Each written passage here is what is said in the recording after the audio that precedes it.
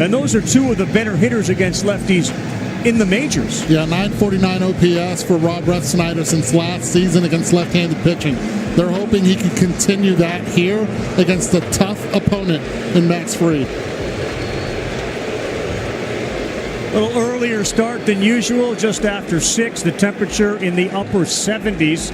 Still feels a little like late summer more than it does October, but the temperature will drop tomorrow. And speaking of lefties, Crochet on the mound means the Yankees defense and lineup different. Jose Caballero is at third. Ahmed Rosario plays second tonight. And we are ready for pitch number 1 from Fried. And Refsnyder beats a 2-hopper to Volpe, who throws a good one, a strike. And 1 pitch, 1 out. And it's going to be tested. That left side of the infield, no McMahon at third base, is going to be tested in a major way.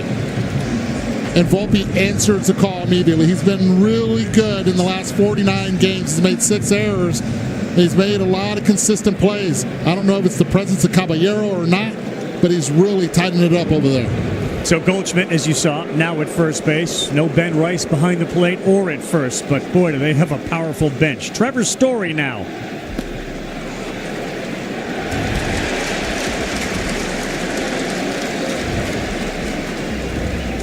Cody Bellinger's in left. Grisham is in center. Judge is in right. Austin Wells, the catcher. Fried ahead, 0-1. And he misses. Fried's career highlight in the postseason, Game 6 of the 2021 World Series, where he was outstanding in 6 innings, did not give up a run. He got the 8-year, $200 million contract to pitch in games like this, especially with no Garrett Cole. Good one there. Change up to righty is a weapon. He fell in love with a cutter during part of his struggles. Aaron Boone, Andy Pettit worked with him to get him to use all of the kitchen sink that he has. Well, that kitchen sink was in effect against the Orioles the last outing. Not only was he throwing hard, the changeup was the best it had been all season long. And he got him, and it was a changeup. 2 up, 2 down as the 32-year-old shortstop of the Red Sox goes back to the dugout. Well, right to your point, Eduardo, I mean, the fade on that changeup to right-handed batters has been a key for Max Fried. He throws 7 different pitches. Cutters and changeups to righties are a big part of that repertoire. And now Alex Bregman. Been a little under the weather the last couple of days. He looks at one that's called a strike. Junior Valentine is the home plate umpire tonight. And Fried painting with that changeup.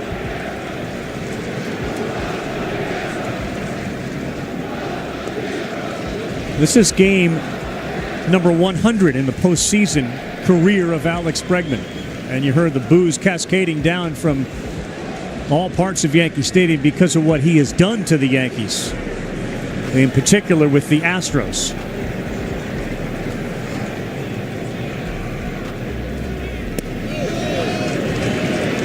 Two balls and a strike to Bregman. So this is game number 100 in the postseason. He's got 19 homers, tied 6th most in baseball history.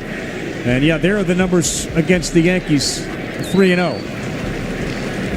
He will get booed every time he comes to the plate. Now that one is through into right field. The hole was open as Rosario was playing up the middle. And Alex Bregman, a thorn in the side, is on with the first hit of the night. Well, that's professional hitting right there for Alex Bregman. He knows that Max Fried can throw any pitch at any time. This time goes with the cutter, keeps his hands tight, already short-armed as it is, and is able to punch it in that 3-4 hole. No doubt he's taking a shot right there. Inside outing that cutter. This is Romy Gonzalez. Another one of those guys that hammers left-handed pitching.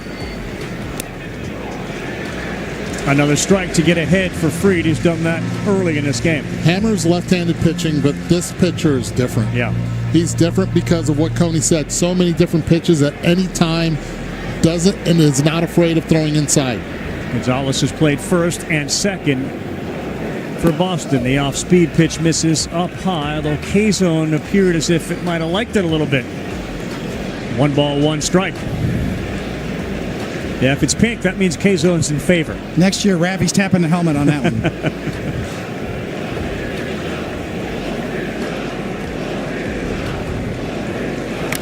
Gonzalez, and the first play for Caballero. Took a tough hop, but he fires a strike across the diamond. Gonzalez is gone.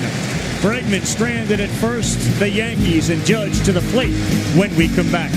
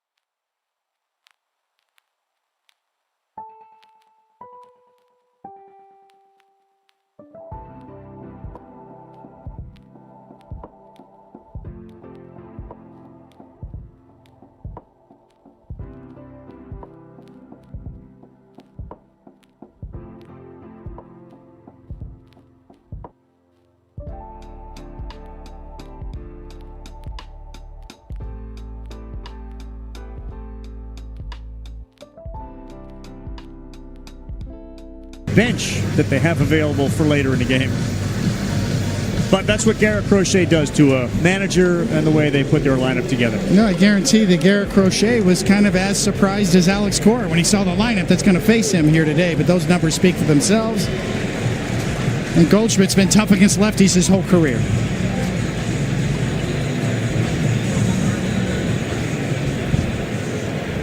It's Bregman at third, Story at short, Nick Sogard, the second baseman, with Gonzalez at first, Duran, Rafael, and Nate Eaton in right. The first pitch from Crochet, letter high in there, 97.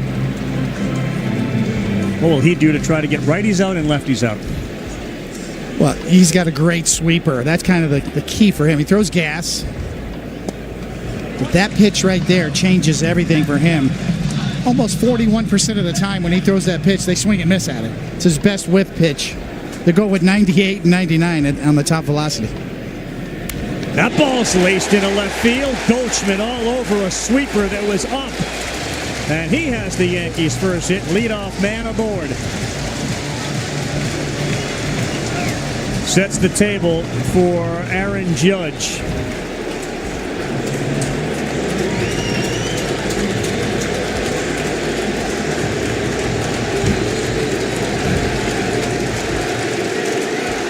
"13 plate appearances against Crochet, 10 strikeouts, 2 homers. And he hits one past the dive of Bregman. A cutter, and Judge and Goldschmidt aboard. First two hitters tell you exactly what the New York Yankees game plan offensive is. They faced Garrett Crochet a lot this year. Looks like they're looking middle in. Crochet strong, glove side. The big key is, will Crochet and Narvaez behind the plate be able to make the adjustment of starting the pitch away arm side as early as now? Both Goldschmidt and Judge had exit velocities off their bat at 100 miles an hour plus. And here is Bellinger. You're dealing with 4 former MVPs. A little harder sinker at 98. Crochet has not pitched in 6 days, so he's got an extra day of rest, and his numbers are very good when he has the extra day, and ERA just north of 2. Outside to Bellinger. 2-2 with a 2.03 in 40 innings plus, 55 strikeouts, just 8 walks. But a big opportunity to get to Crochet.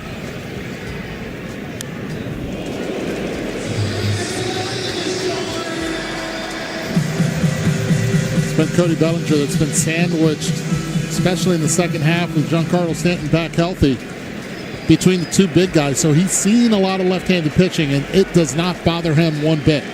Red Sox will shift against Bellinger to pull. And he's gone. He chased a four-seamer at 99 and a strikeout for Crochet of Bellinger. Right above the zone, just perfectly located, too, when you're going for a strikeout. And it helps if you can throw it 99. He went back to what has gotten him on that mound and being successful, and that's the number one, the fastball. Giancarlo Stanton is a different hitter in October. He's better. Swings at the first one, and it's out of play on the right field side. Whether it's a question of being more focused, saving yourself, but he performs in a big way when it comes to the postseason.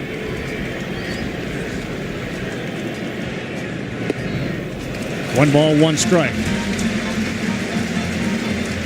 41 games in the postseason, 18 homers, 40 runs batted in.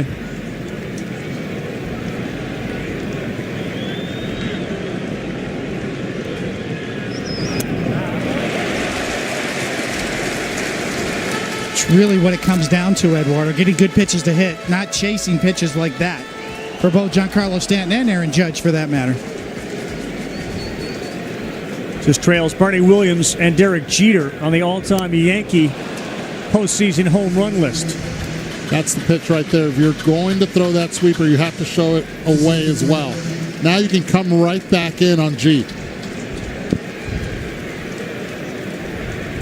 2-2, slow runner at the plate. And he hits one hard on the ground to Story, who will flip to Sogard. There's the double play that Crochet and the Red Sox needed. Well, the old adage in baseball, regardless of the quality of the pitcher, you better get him early. And Crochet may have just gotten the biggest break.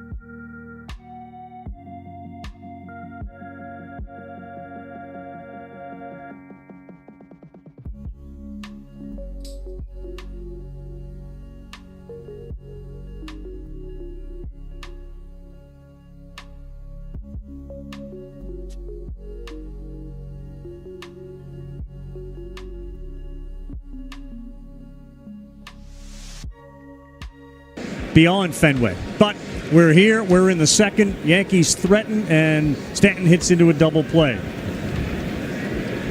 Carlos Narvaez traded from the Yankees to the Red Sox. Looks at strike one. He's the catcher. He's put up some pretty good numbers against the Yankees with Boston.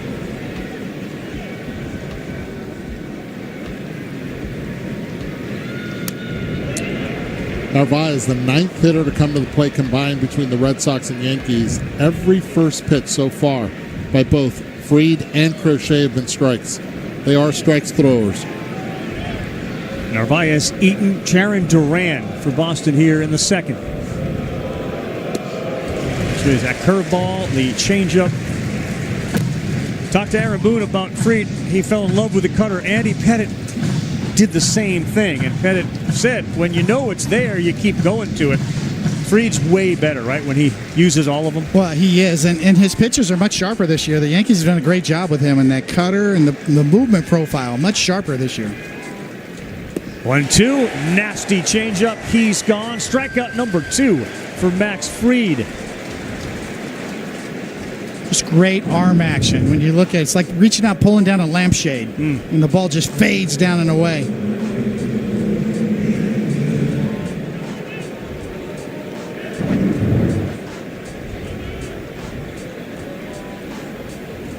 And now Nate Eaton.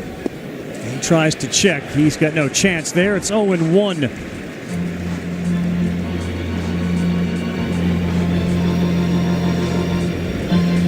Things really seemed to click for Eaton in September. He was a 200 hitter.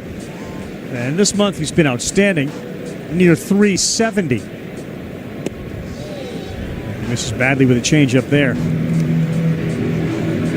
Kind of feels like the year of the left-handed starter, right? We saw Scooble earlier today, strikeout 14. We got 2 great ones here in this game. Dominant left-handed starting pitching.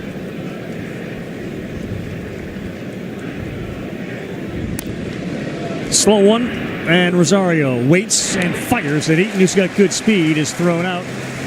Max Fried getting a lot of ground balls.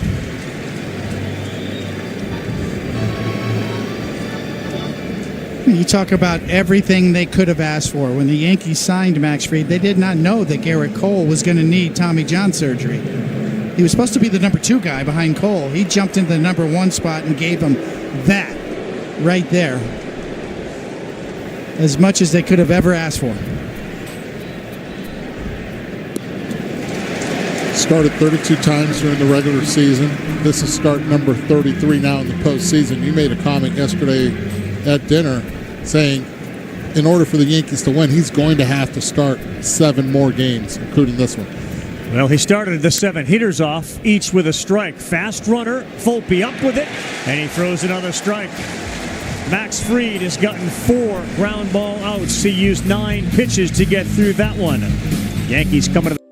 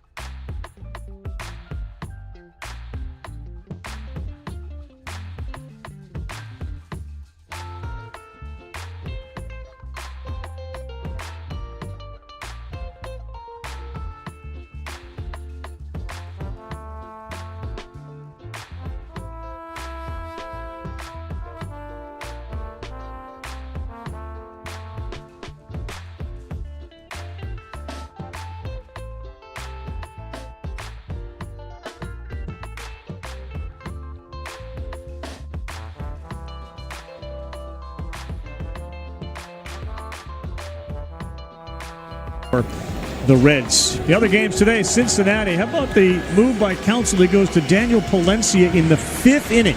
That's the 100-mile-an-hour closer, if you will, off injury. And he stifles the Padres. A big home run on that one from Seiya Suzuki, and they won 3-1. As Crochet's pitch is inside. And the other game, Detroit behind 14 punch-outs, as Coney said, from Scoreboard. They beat the Guardians 2-1. Guardians had just 4 hits. The Chicago Cubs bullpen, 4 2/3 of perfect inning. This perfection from Craig Counsell. Wrigley Field was absolutely on fire today as Rosario swings and misses.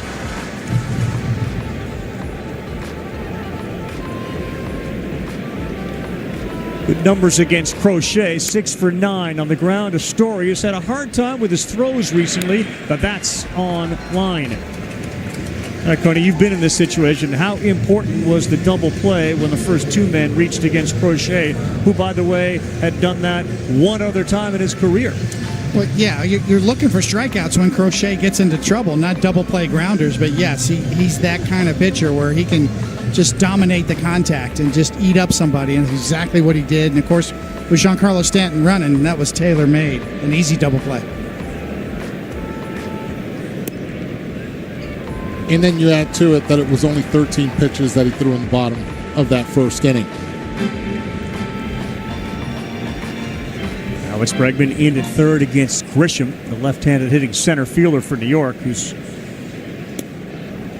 had a fairly incredible breakout season with the homers. 34 home runs this season, as the Yankees smashed 274 as a team, 30 more than any other team in baseball. Wild wave at one there from Grisham.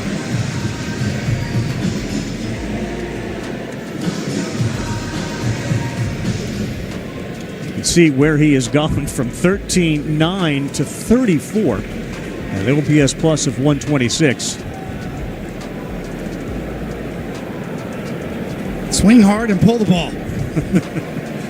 Yeah, I wish it were that easy, but he's certainly his pulled fly ball rate. 1-2 from Crochet. He locked him up. That's caught by Narvaez. And there's strikeout number 2 from Crochet. And one of the big reasons Aaron Boone did not start many lefties in this lineup is because of this right here. The matchup just favors Crochet so much. Bellinger strikes out against Crochet. Now you get Grisham with the same result. And here's Anthony Volpe to face the guy that they affectionately call the Beast in Boston, Crochet. Talking with Tony Vitello, who was his coach. It was Vitello's first year at Tennessee. And Crochet was committed to junior college before his freshman year.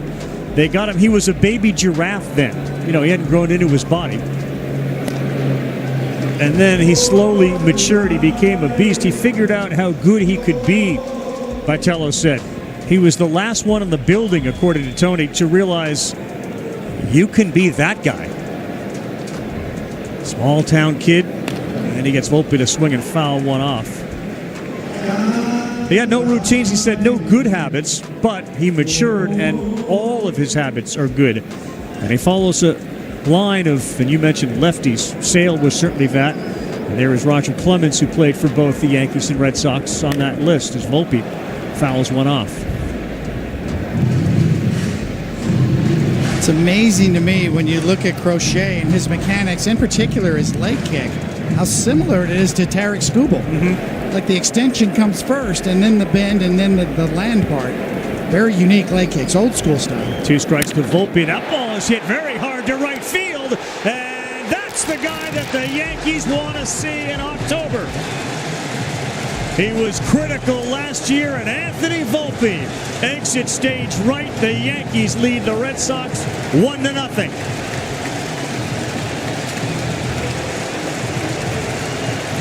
And man, does that have to feel good for Volpe. How about Anthony Volpe right there with 2 strikes, just tracking that fastball, not missing it, and going the other way. Postseason numbers for Anthony Volpe. This is his 15th game, and they are good. On base percentage over 400, and that'll go up along with the run scored. Now Wells fouls one off his foot. It has been, and all of you that are watching know, a bumpy year for Volpe. In the field, they get Caballero. He takes his place. Man, he was all over that fastball on the outside. Mislocation. Volpe made him pay. It was supposed to be inside, stayed out over the plate. And this has been an issue for Crochet, the home runs. Coming into this game, 14 allowed in the last 11 games. If he's going to allow them, they have to be solo shots to keep his team in it. That was with 2 strikes, 1-1 here. Home runs win in the postseason. Teams to out-homer the other team, they win a massive percentage of games. And a broken bat on the infield fly ball. Romy Gonzalez will make it. 95-20. Teams that out-homer their opponents over the last 4 years in the postseason.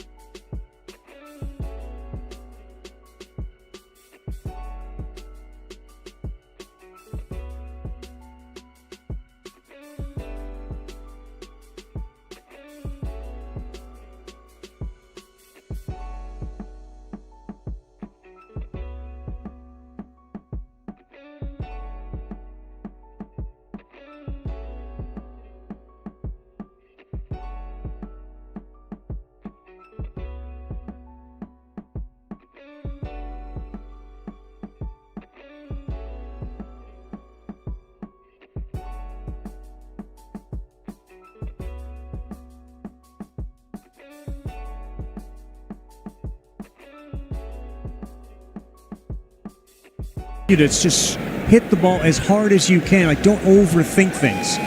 He jumped all over that Crochet fastball to give them a 1-0 lead. So Fried pitches in the third. And the first one he throws is a rare ball to get it going.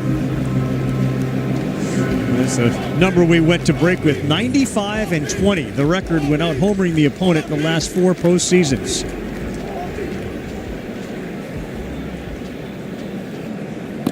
Cedon Rafaela misses on the cutter.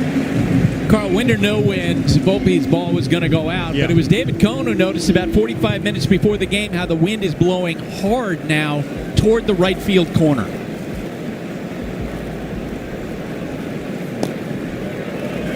Two and one to Rafaela, the center fielder, who is as good as anybody defensively in the outfield. And he is the guy that had the triple that clinched the Red Sox postseason spot.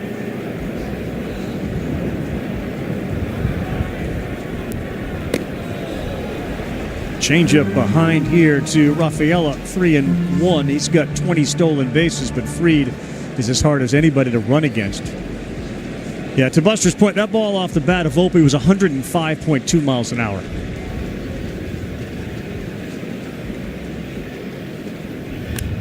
He got one to hit, and instead he pops it up shallow right. Judge is there. And Rafaela took a big cut at a 3-1 fastball, and he popped it up.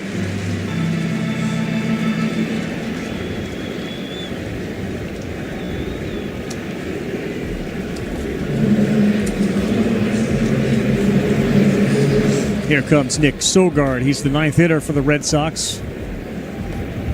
Making his postseason debut against lefties. Decent numbers. Holds up. He'll check first, and he does. 1-0. Usually Romy Gonzalez, at least a lot in the postseason, in the end of the regular season, was the second baseman. And they have Nathaniel Lowe to play first. But again, same way the Yankees switch their lineup, the Red Sox do the same with Fried on the mound.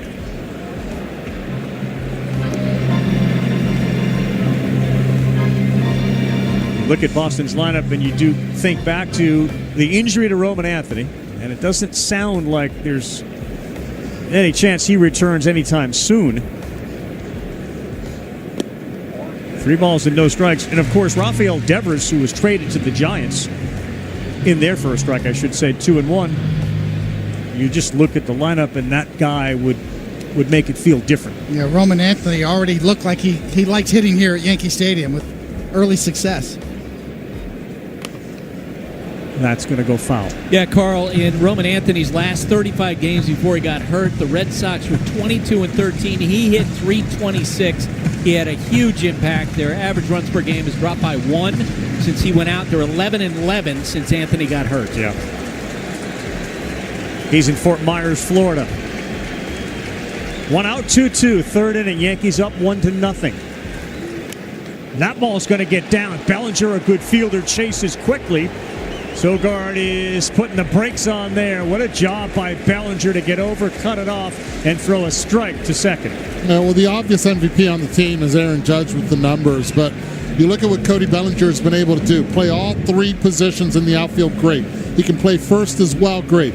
Sogard gets a changeup up, hits it, and you're thinking 2 right away with 1 out, and he cuts this off perfectly and gets it to the infield in a hurry. And Max Fried looks out there. He knows how important that was. Back to the top for Rob Refsnyder. Strike 1. Well, he suppresses the run game with his move to first base. And because of it, Sogard's still at first base. They might need 2 hits to score him. There's a reason why Refsnyder's leading off against Max Fried. I mean, he's been a left-handed pitching killer for a while. Since 2024, a .949 OPS. It's 8th best in the majors during that period.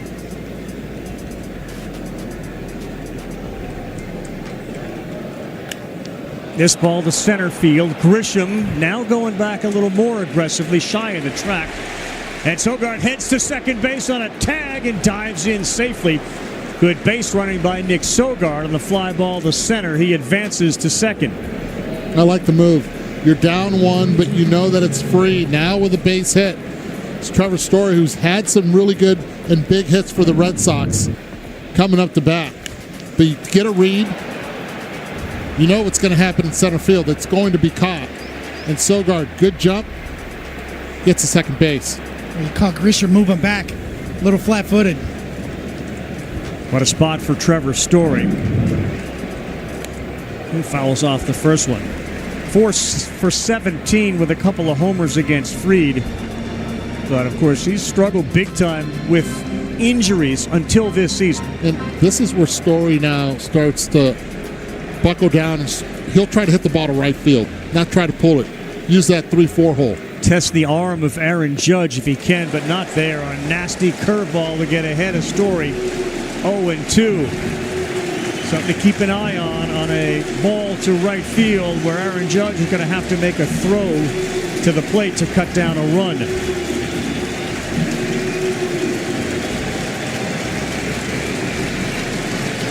Asked about his return to the postseason and how much he was looking forward to it. Story said, quote, more than you can imagine.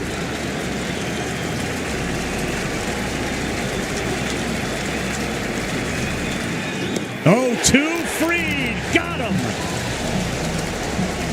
Just what the doctor ordered. Max Fried gets Trevor Story, who has struck out twice. Fried's got 3. It's a 1-0 Yankee lead for Spike Lee and company.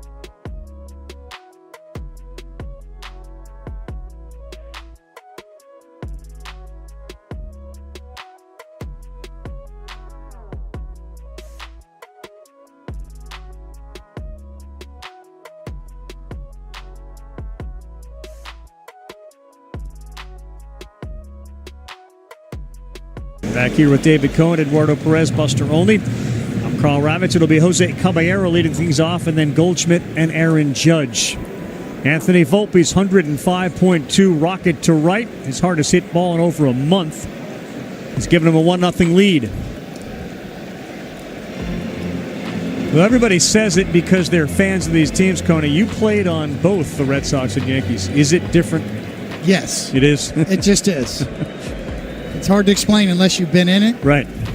And you're one of the few that have been in it on both sides. But the history and the tradition that is passed down from generation to generation, you grow up that way. It's embedded in you. You know which jersey to wear, depending on where you grow up. 0-2, a little above the zone.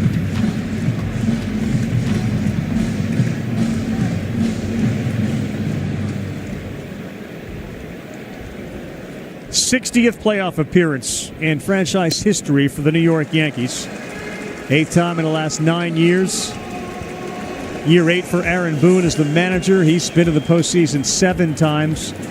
And the elusive 28th World Series title. The last championship was 2009. Caballero fouls one off the mask of Narvaez.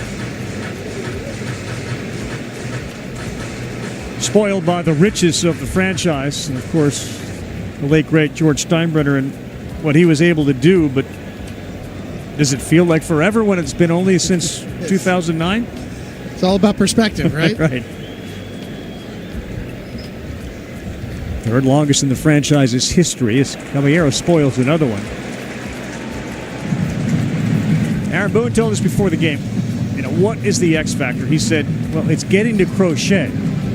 And he didn't mean just by putting runs on the board. It meant putting pitches on his arm. Maybe we can get him out of the game earlier than they'd like. 7th pitch of the at-bat to the 9-hole hitter, and that's going to be the 8th now coming up. That's an excellent at-bat no matter what happens to Caballero here. Starts out the at-bat 0-2, and then has worked it already to a full count. 99 looming. Got him there to chase 98. You said a successful plate appearance for Caballero, even though it ends in a strikeout in the 3rd of the game for Crochet. Just above the zone, but hard to lay off. You see coming right in your living room right there how good that four-seamer looks when it's up in your eyes. Hard to stay back and not swing at that. Goldschmidt got it started in the first with a single and a breaking pitch, a cutter in there for strike 1. The one thing that Crochet has not done all season against Goldschmidt is challenging him a lot with fastballs. It's been off speed after off speed. He was able to win the at bat in the first inning. Crochet again starts him off with a cutter and an off speed pitch.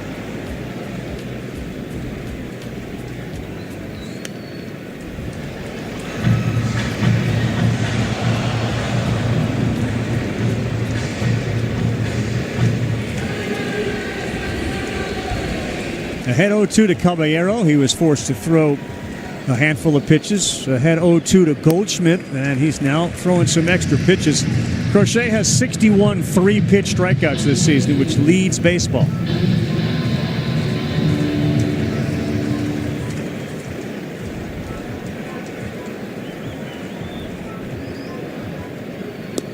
And he will not chase there at all. The hitters have chased of his balls down in the zone this season about half, which is the highest in baseball among starting pitchers.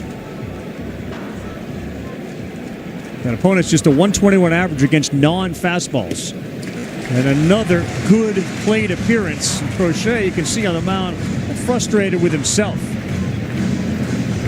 Good. Hasn't been able to land the changeup there. Could not land the cutter. Everything's gone arm side on Crochet. Judge on deck. One out. Bottom 3-3-2 on the way. And he is gone. A cutter in the dirt that Narvaez will throw to first. Judge will come up with the bases empty. These two have had some classic clashes. Judge has 2 homers. He's got the 10 strikeouts. The out was a ball at the wall and right that missed a homer by a few feet. He's got 4 of these 50 homer seasons. So does Sosa, McGuire, the Bambino, and A-Rod. Suffice it to say, it won't end at 4 for this guy. 97, maybe that's the one pitch he gets in this plate appearance from Crochet. Belt high fastball. Well, he's challenged him in all season long with that fastball at the letters. That's the beauty of this matchup, right? Judge is used to getting pitched around. Crochet, no way. He goes right after Judge. These are 2 great players that have no fear of each other. Single to left his first time up. And that right there is the pitch that Judge would often swing at, especially early in his career, that he's laying off of. And that's why he hit 331 this year. Exactly. Led the league in hitting. Count tips in his favor.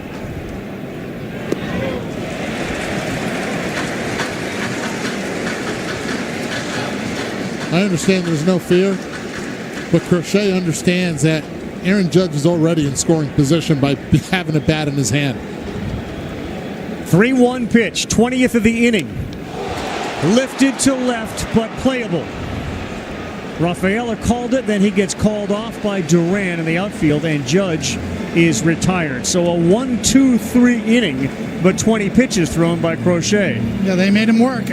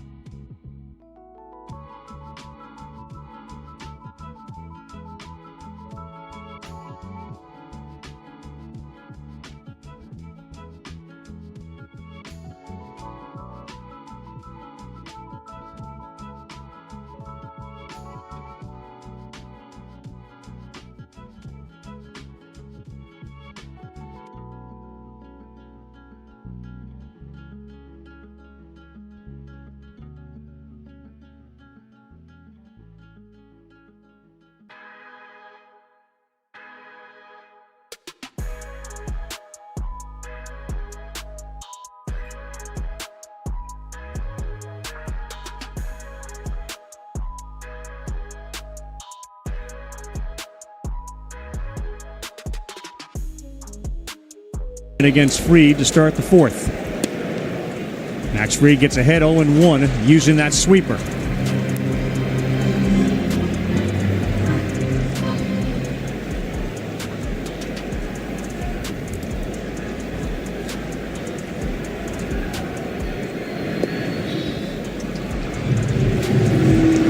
Max Fried came into this game.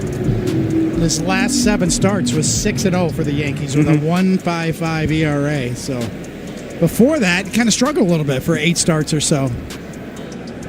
But finished with a flurry. He's feeling it tonight, and he felt it on the 22nd of August against the Red Sox when he went 6 innings and didn't give up a run. He's got 10 swings and misses so far tonight. That's the 4th one on that curveball. 3 strikeouts in the game for Fried. And it was September 13th that Bregman took him deep. The only home run that he gave up in those 7 starts of him being pretty much unhittable.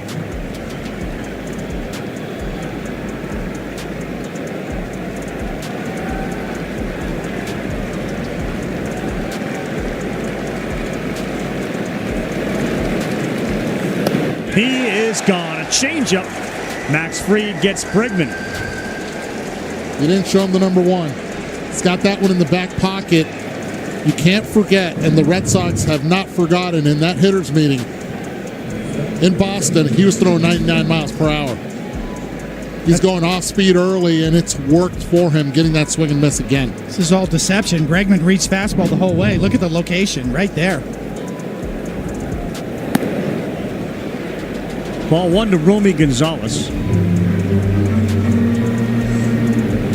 Eduardo touched on it earlier, the left side of that infield, in particular at third base. The average by a left-handed pitcher ground balls to third base basically triples when Fried is on the mound, and here you go. 30% ground balls to third as Fried induces a Romy Gonzalez ground ball there. Yeah, Major League average around 19%. Yeah. So you're right. That's a great point. And that was the decision that Aaron Boone had. Caballero at third. Can this work? Well, so far so good. So far so good. They've been moving their feet really well, and they've been tested early. 3 times a ball's been hit that way on the left side. All plays have been made. 5 ground ball outs for Fried as he deals to Narvaez, and it's 1-0.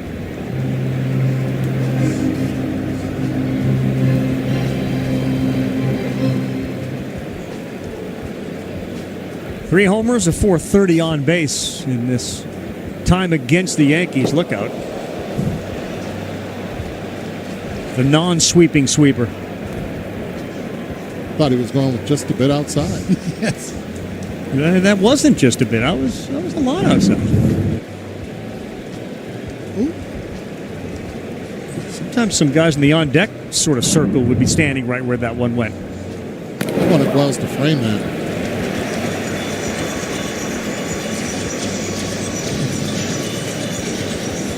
Two and one. You got Grisham shaded a little bit towards right. Bellinger more towards the line, so the left center field gap is wide open.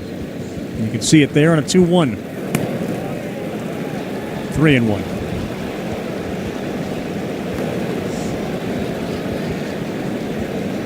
Fried wanted that pitch.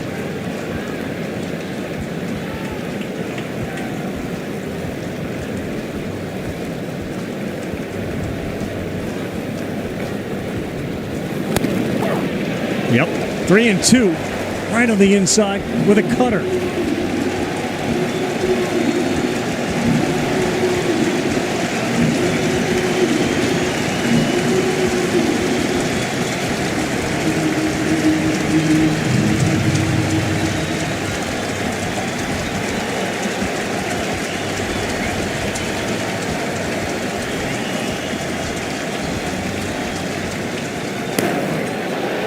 Oof, just missed right at the top and on the corner. But Fried issues the walk to Narvaez. And don't ask K-Zone. See, Narvaez sold that, right? Threw his bat away right away. This is how you sell a walk, right? That's out, right? Look right at the umpire. I've seen so many times as a hitter where it's overturned and the umpire says no. But I think it goes back to the previous pitch. Inside corner, not getting that pitch up and away. Catcher-umpire relationship. Yeah, that's a ball. Obviously. It's a young umpire also behind the plate. Sell it as much as you can. Junior Valentine. 0-1 to Nate Eaton. Big swing and another one off of the helmet mask of the catcher. Wells is saying he's okay to Junior Valentine. He's trying to buy him a few extra seconds.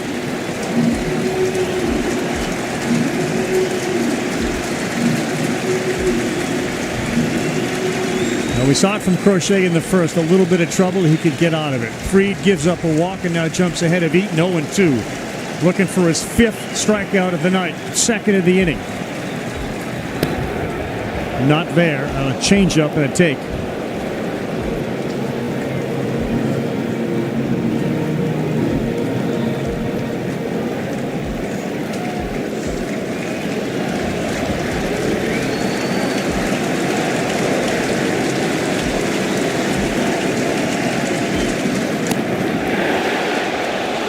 Boy, talk about not selling it. Nate Eaton almost looked like he was calling himself out on a very close one. No, that was way outside. This is where now Fried is so good. This pitch is way outside. It's now that he has the ability, glove side, to come in and freeze a hitter. I like that Eaton took his time right here, thinks about the process of what the man on the mound, that man right there, Max Fried, is planning on doing. Max Fried with the PitchCom device on his belt, calling his own pitch. Eaton, the check swing stays alive on a 2-2. And that one is a blooper that is fair. Narvaez will go to third. Eaton to second. Judge has it. Throws it back in.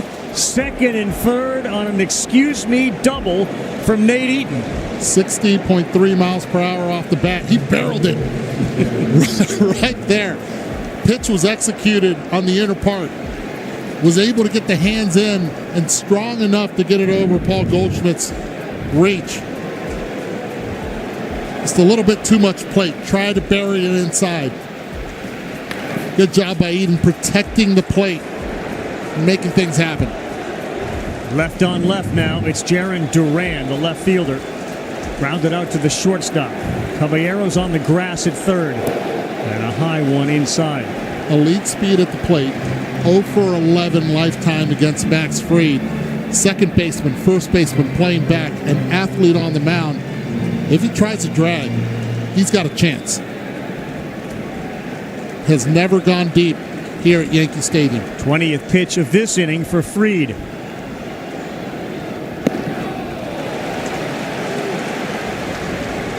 Two balls and no strikes, and that's going to send Wells to the mound.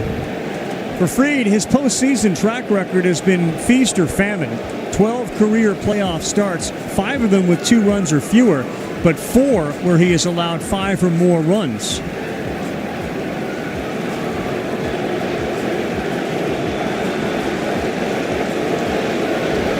It's an all hands on deck meeting. Everybody at the mound. Take a break. Let's push it. Let's regroup. This is one of the 2 guys in the Red Sox lineup, and Rafaela's the other guy, who, when a ball's hit on the ground, will put a lot of pressure on the infield to make a clean play and a good throw. Remember, the Yankees have decided to have Caballero at third and Rosario at second.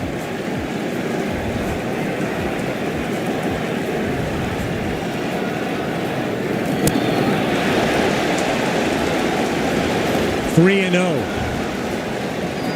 Duran is an extra base hit machine.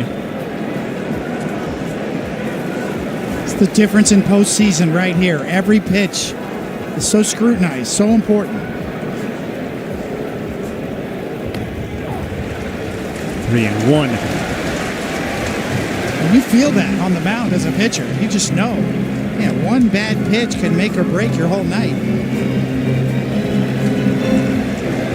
Near 90 doubles and 30 triples his last 2 seasons. Judge is way off the line and right. And a big 3-1 pitch. And he lands it.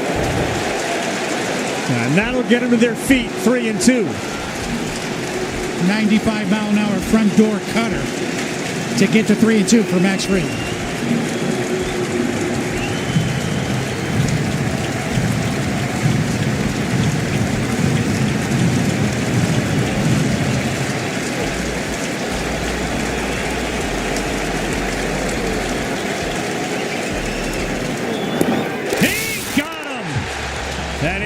His fist, a sweeper up at the eyes of Duran, and a big punch out for Max Fried, his 5th.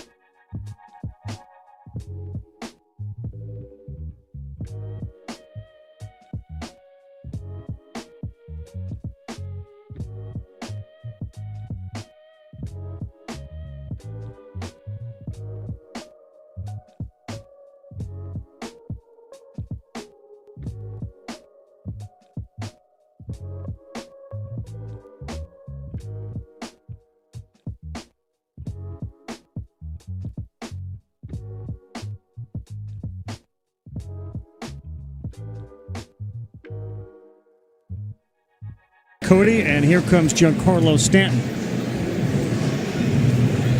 They heard and saw that great pitch from Fried as Duran chased up and out of the zone. Now Stanton, who grounded into that double play in the first, takes one that misses inside on a cutter.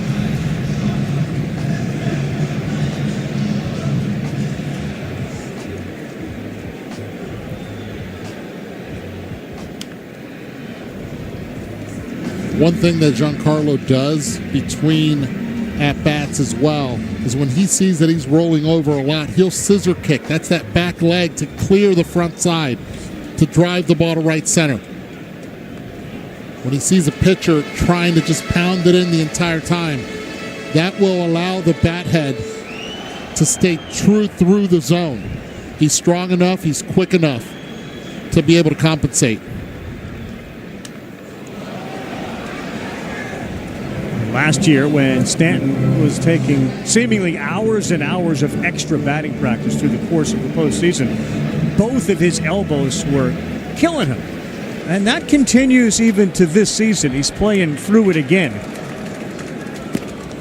And it goes 3-2. But the Yankees marveled. And in a lot of ways, while he may not be the vocal leader, he shows what it takes to perform and post in October. Yeah, he's revered in that clubhouse. Gone there as Crochet got him with a 91-mile-an-hour cutter. Strikeout number 5 for Crochet.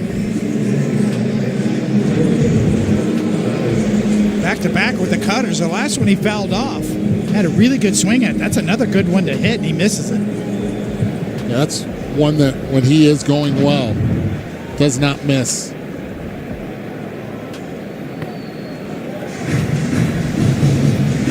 Four-game started against the Yankees, coming in 27 in the third inning with 39 strikeouts. But those 5 homers that Eduardo had mentioned, he gives up 1 to Volpe here.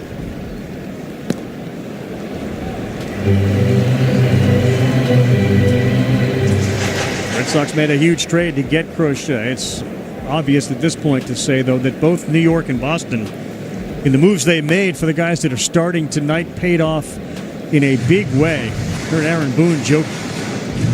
Was the press conference yesterday. Alex Cora kind of playing the little engine that could. The move to get Crochet, and then the ascension of Anthony Meyer at one point.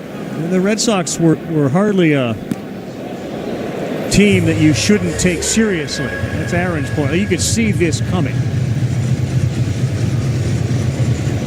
Whatever they did with Aroldis Chapman at the end of the games Right. is really working.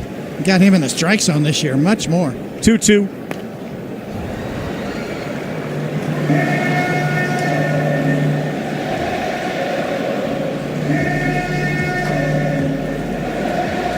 Most people believe the 2 closest races are going to be the AL Cy Young, in which Skubal appears to be the guy that's going to end up getting it, and the AL MVP.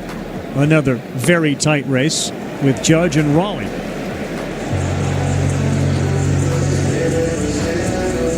Yeah, in any other given year, the year that Garrett Crochet has had is a Cy Young year. He's had a Cy Young award-winning type year. Question is who you're up against. Same with Judge and Raleigh. Story charges on 2 hops and throws across the diamond for the out. Hitting for Crochet goes 1, 2, 3. Fried back to the bump, throwing a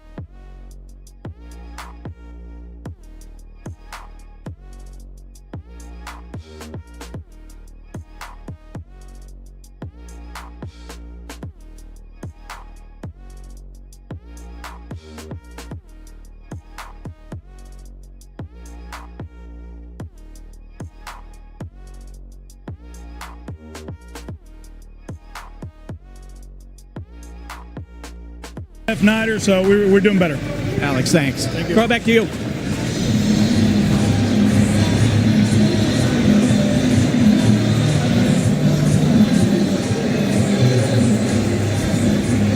Thank you very much. Cedar Rafael will be the first hitter for the Red Sox. And Cora knows obviously how important this is. Lucas Giolito, who would have been a starter for Boston, out with an elbow, and he is not going to return. He did say, as Rafaela looks at strike one, that they didn't find anything structurally wrong with Giolito's elbow, but the velocity was way down. So Ryan Bayo against Carlos Rodon in Game 2.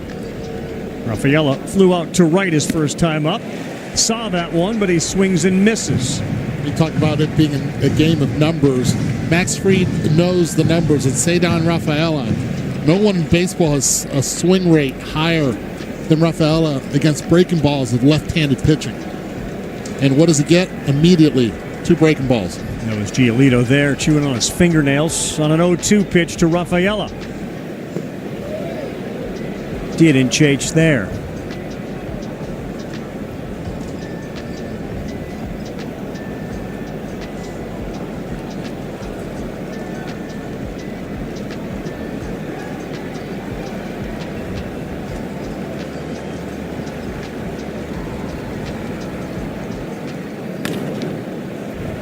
Right at the second baseman, Rosario. One man down, another ground ball from Max Fried. Go back to that 2 men on and the swing from Duran. I mean, all the numbers about Jarren Duran says he's hunting the ball low, and yet they go up top to strike him out. They did, and you know, when you're throwing a 3-2 sweeper like Max Fried was, you're trying to get into the strike zone, and he got it up at the top of the zone and got Duran to swing through it. I'm always fascinated by scouting reports and what they say, and then how you execute, because in the end, this is all about execution. It really is. Anytime you're throwing off speed with a 3-2 count and the danger of walking somebody, you got to get it in the zone. But you also have to be unpredictable. He got into this count where he had opportunities to be able to try to drag because he's struggled against Max Fried. That pitch is out of the zone, trying to protect, ends up swinging through it. 1-1 to Sogard, and this ball is lifted off the end of the bat to shallow left. Bellinger will give way to Grisham. Volpe was out there as well. That thing hung up there for a while, and it just came off the bat at 74 miles an hour. There are 2 down here in the 5th.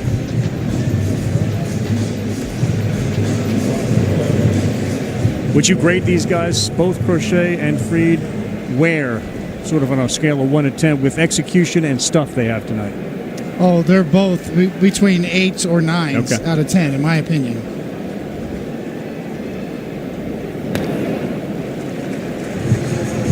This inning mirrors last inning. Got 2 outs immediately on 7 pitches. Did the same exact thing there. Ended up throwing 24 pitches in that top half of the 4th inning for Max Fried. Still only a 1-0 game, and the 0-1 to Refsnyder.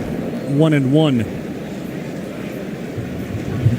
10th 1-1 count of the game.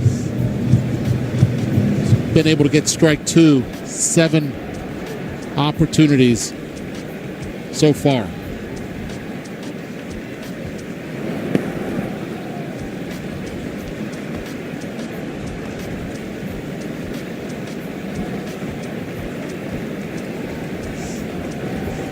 Refsnyder made his postseason debut in 2015 as a 24-year-old second baseman with the Yankees.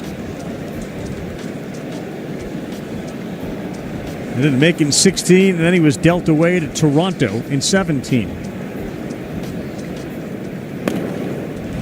Jammed, and now Max Fried has him set up. And so unpredictable. He's been 2-1 counts.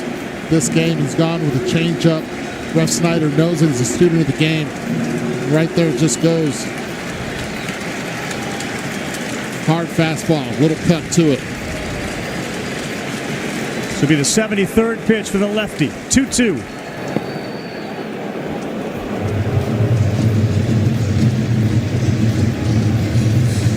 Certainly a lot of former Yankees on this Red Sox roster, up and down. Chapman, the closer. Garrett Whitlock. Narvaez. Weissert. Yeah, Narvaez, the catcher. And Refsnyder, as you mentioned. Now he lost him there. He's frustrated. He threw one way outside. And Eddie, maybe you're right. Maybe this is a mirror of last half inning for Fried when he quickly got the first two. And now it is going to be Trevor Story, who has struck out twice tonight.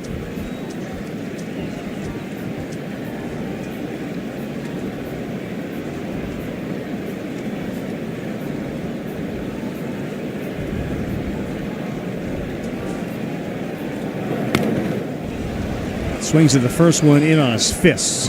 Has yet to see a four-seam fastball the entire game. Everything's cut, changeup, or the curveball for Story. And Story paced the Red Sox this year with 25 homers. 96 runs batted in and 31 stolen bases. At one point, he was 28 for 28. Great pitch on a curveball. It changed his delivery as well. Kept that leg up. Keeping Refsnyder close to that bag. Burks, Betts, and Story, the last three to lead the team in the categories: home run, RBI, runs, and stolen bases. But a disappointing night for Story, who was struck out twice, and another pitch away from going 0 for 3 with 3 punch-outs.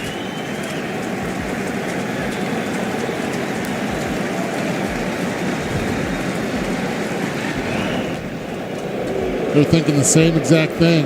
0-2. Might as well start the runner, and that's why you throw over to first base. See if the Red Sox were going to do that. Great move over to first base. Try to steal it out on the bases. Story's hot zones are down and in. Anywhere in, he's been able to do damage. They set up down and away. He rolls one into the hole. Volpe, he's got no play. He went into the Jeter leap throw. He had no play, and here we go. First and second, 2 down on an infield single. The only possible play was a force at second. And he wasn't looking that way. With the speed of Story, there was not going to be any chance whatsoever, even if he would have fielded it cleanly, to get him out at first base. Talk about a mirror image of last inning. Yeah, it is. Except this time, it's Alex Bregman at the plate. A nightmarish figure in the recent history of Yankees postseasons, Alex Bregman. Caught up in the 2017 scandal. And here he is with first and second. A single and a strikeout his first 2 plate appearances.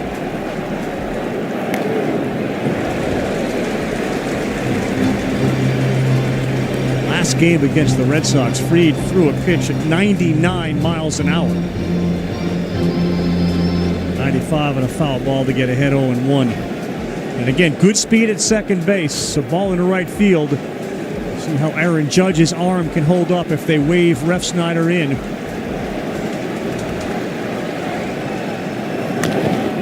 A high chopper to third. Caballero got him. And so far, the defensive moves that Aaron Boone has made tonight have paid off. Another ground ball to third for Fried, and Jose Caballero makes the play.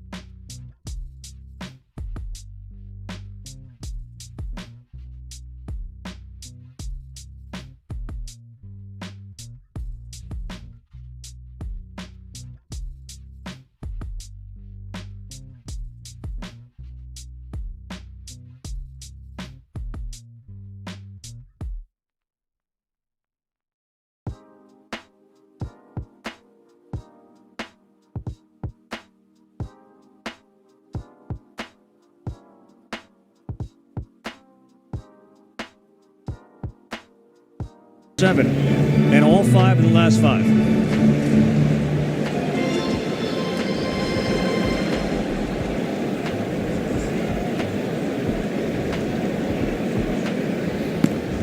Way inside to Grisham. Volpe, the home run hitter, is on deck.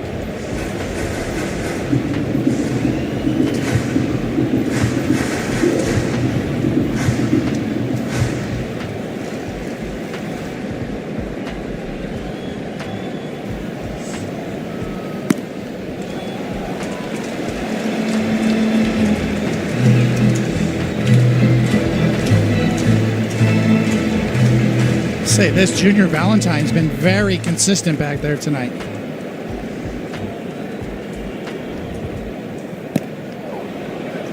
Couple of borderline pitches here and there, right on the edges, but for the most part, I think both sides know where the strike zone is, and that's what you want to know, especially on the mound. So strike zones that float around on you. One time it's a strike, the next time it's not. They drive you crazy. Crochet knows right where the zone is. And generally, the misses for both pitchers tonight have not been big at all. I mean, they have been little misses. That's called strike 3. Just before Volpe comes up, Buster spoke with Aaron Boone. Volpe gives you guys the lead. What did you see in his plate appearance? And who was he pointing to as he was running up the first baseline? I'm not sure who he was pointing to. Probably just all the boys. Great swing. I mean, that was a no doubt. That ball smoked to right. But a big swing for us, and hopefully, something that can catapult us to W. Booney, thanks. Throw back to you. Fastball to get ahead of Volpe, who last year in 14 games in the postseason hit .286, had an .815 OPS, and he had a homer. He was a weapon.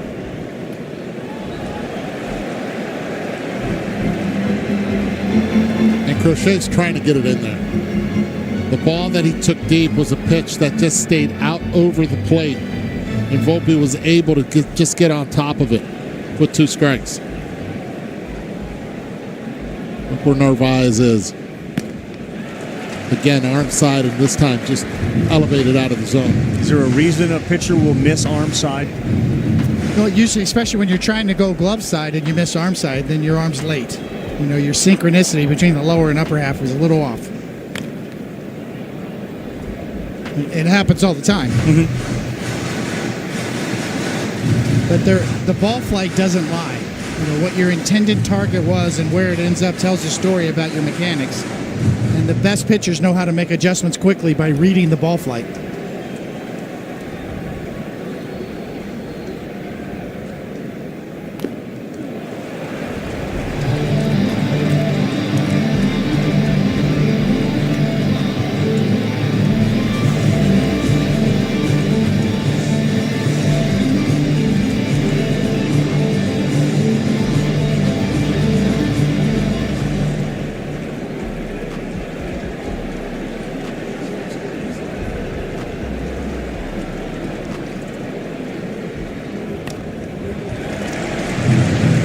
Doing a good job of spoiling pitches against Crochet is Volpe. That was a good sweeper right there for Crochet. That was his A game.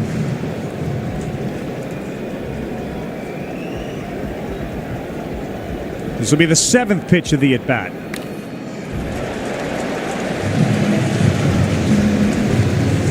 It's the little things, right? In the postseason, spoke with Buck Showalter, of course, the former manager of the Yankees, just about things to look for. He said the little things decide big games. Getting a pitch count up against an ace is one of those things.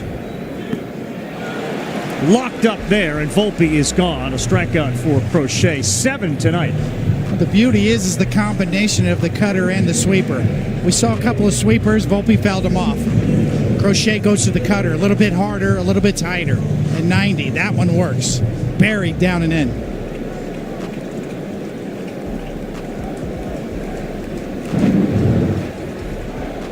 Now the catcher, Wells.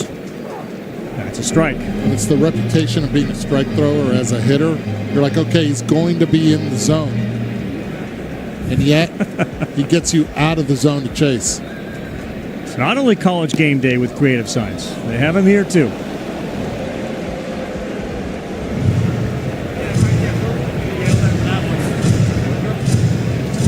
We saw Lou Merlone, one of the guys that calls the Red Sox games on Nesson. He was the one that was involved in nicknaming Crochet the Pig. So here in New York, they're happy to roast him.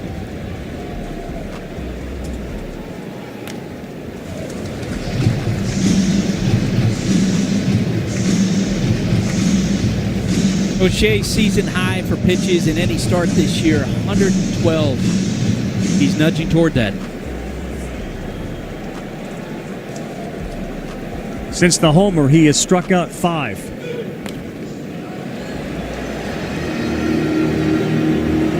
And usually a strikeout pitcher with dominant stuff, you don't see a lot of foul balls.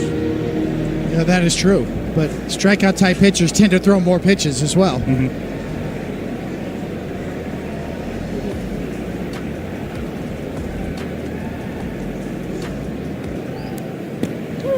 Called strike 3, and Crochet strikes out the side in the bottom of the 5th. He now has 8.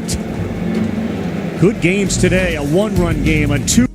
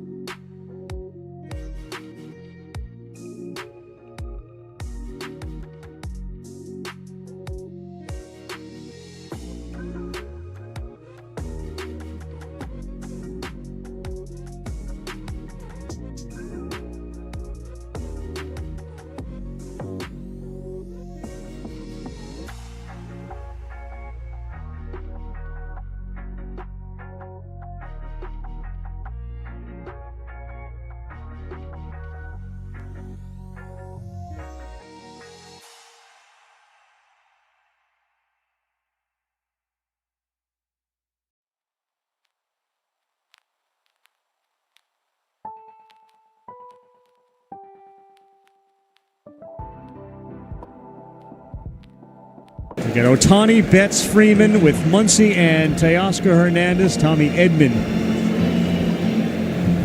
against Hunter Green, who may have as good a stuff as there is in baseball. Carl, Hunter Green, someone who went to high school 16 miles from Dodger Stadium last night, went out on the mound when the stadium was darkened just to get a feel for the top of the hill. Feels like an Instagram post if I've ever heard of one right there. 7-4 with a 2.76 ERA. Green against Blake Snell. That's after us. Romy Gonzalez behind 0-2. Twice he has grounded out to third base. Caballero's been up to it. I mean, there were a lot of people who say, well, wait a minute, a lot of ground balls to third. Isn't McMahon one of the best fielding third basemen in the big leagues? Yes. But Aaron Boone said he had a lot of confidence in Caballero, really all over the field.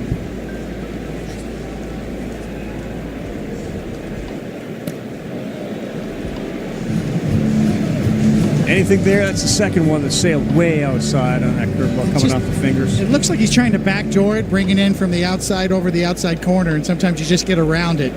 Your wrist position gets a little lazy.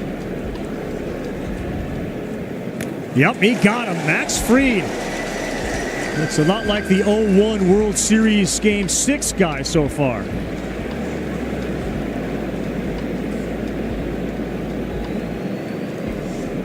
Set a timer for 10 minutes.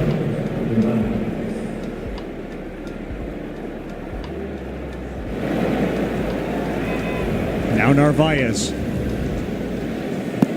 Big swing. He's taken a couple of very aggressive hacks on the first pitch from Fried. Got as far as any Red Sox runner tonight, stranded at third base. The fourth, that was the Duran strikeout. That was the 16th swing and miss on Max Fried out of his 85 pitches. And it's 7 different pitches that he's thrown. This is a nightmare for a right-handed hitter. He's only thrown 9 four-seam fastballs. He's combined it with 7 sinkers. Everything else has been cutters, curves, sweepers, and changeups.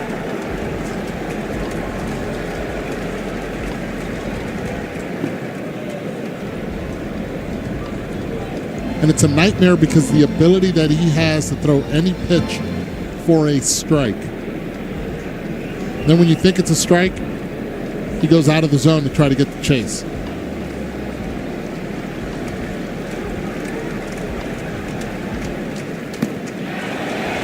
Try to frame that. Wells did, but he did not get the call. Fried was hoping it would work, but it goes 2-2. Been a roller coaster for the Yankees and Fried. They were up, then they were down, and then they roared back. And Fried and his performance mirrored the Yankees' play. Fouled off. I mean, think about it. All-star, then he struggled. He had a 6.80 ERA in 8 games. And then his last 7, you mentioned, like a 1.5.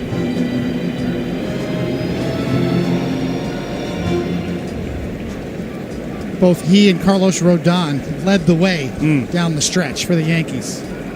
2 dynamite lefties, power lefties. 2-2 to Narvaez. Off speed, that missed, and it was close. Yeah, that was a strike right there. Presented really well by Wells. And yet, Junior Valentine behind the plate missed this one up in the zone. The fact that it was a big curveball fooled him. You see, that's coming out of the sky. That's got rain on it coming down so far, but that's clearly at the top of the zone. Those are the hardest ones to call for umpires. That big curveball that Fried features that starts way high above the zone and then catches the top of the zone. You ever seen an umpire be influenced? There were 2 big curveballs that didn't come close. One went to the back. No way that impacts. It's hard to say. I just think that particular one was just a ball the whole way until the end. 8th pitch of the at-bat to the former Yankee.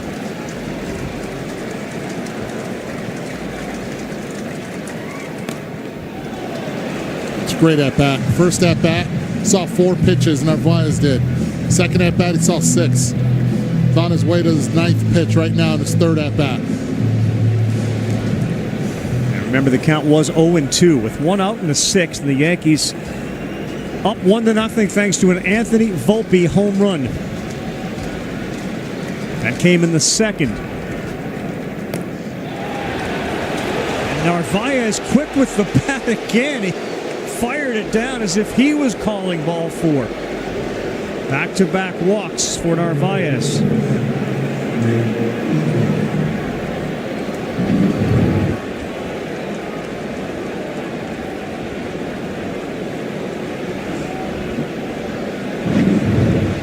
Now Nate Eaton had that bloop double over the head of Goldschmidt. 0-1. Continues to get ahead of the hitters.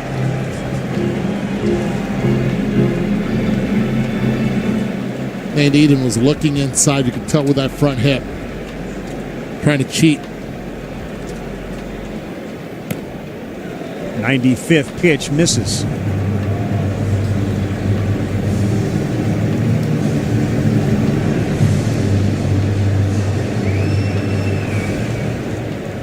Loves the intensity of Eaton. He was with Worcester earlier.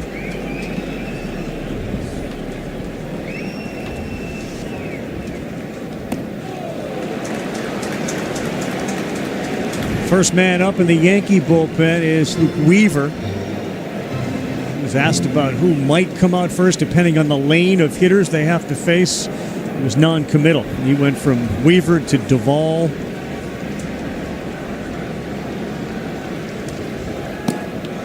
Fried misses there with the sinker. 3 balls and 1 strike. Duran on deck. You bring a righty in, and you could certainly trigger the lefties to come off the bench. Wilyer, Abreu, and others for Boston.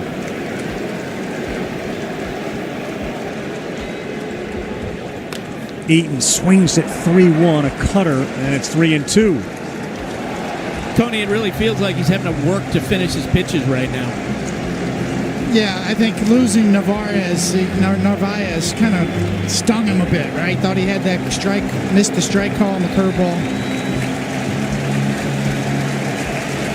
He understands postseason pitching. Very careful with every pitch.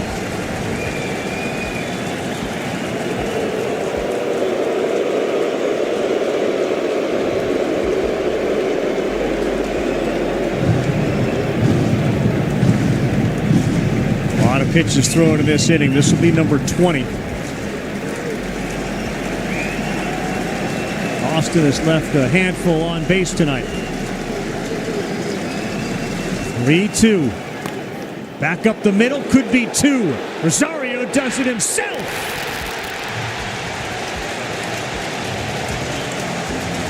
Max Fried pitches out of runners on base, and it's been Caballero and Rosario who've come up big for the Yankees. A lot of people talking about the defense of the Yankees.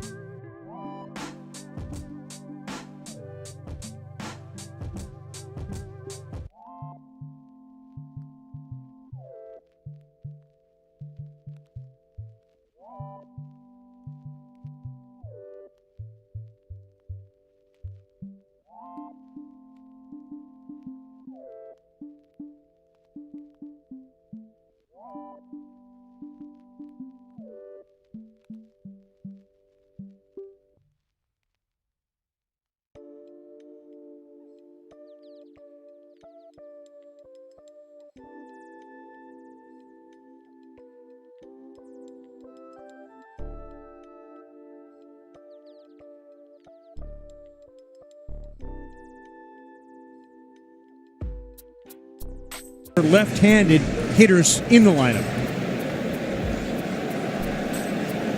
They're all itching to get in there. You I'm can sure bet. they are. On both sides.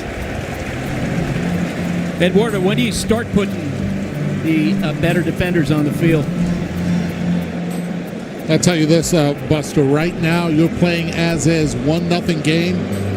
You continue to play your guys. I understand about bringing in McMahon, but because Fried could be just one hitter away from coming out of the game. I think Aaron Boone is going to monitor this a little bit earlier. I would say the 8th inning, though. Numbers mirroring each other. 14 combined strikeouts for the two of them. Tarek Skubal for the Tigers earlier today struck out 14 on his own. No walks. This is the first 2-0 count that Crochet has had tonight. Big spot right here. Caballero speed leading off this inning. Hitting in the 9 spot. Swings and sends one to center. That sends Rafaela back. He stops on the track. Just missed it, did Jose Caballero. He's going to go back to the dugout. There's going to be a couple guys that are 6'7" and 6'6", saying that's big man territory right there. 408 straightaway center. The ball was hammered. It was. 105 miles an hour off of Caballero's bat. 11 in a row retired by Crochet.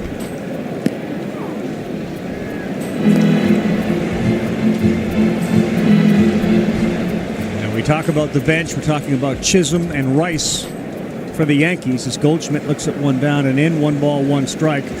Wilyer Abreu just back after a prolonged absence on the bench for Boston. As is Nathaniel Lowe.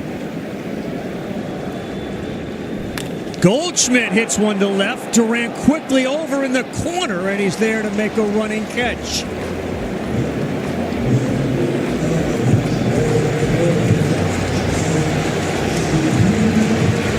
And with that, here comes Judge.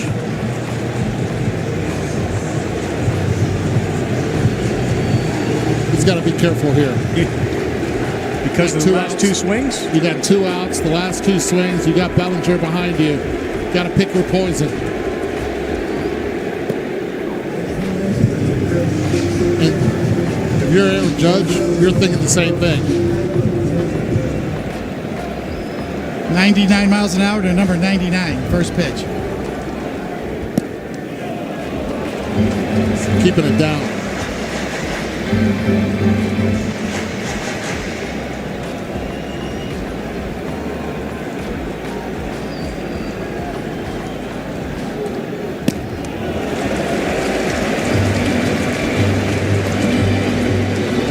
Legendary matchups during the regular season that included 2 big home runs from Judge and 10 strikeouts from Crochet. Too far in, and a sweeper sets up a dangerous 3-1 count. 15th pitcher lasts 50 years with 10 or more against 1 batter in a season. Oh boy, he was all over that pitch, but he fouled it. Cutter coming in, it's 3-2. Looking for a heater, got the cutter. He was ready to hit. Oh, yeah.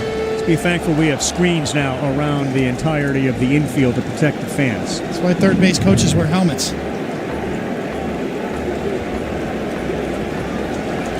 93rd pitch to 99, Judge.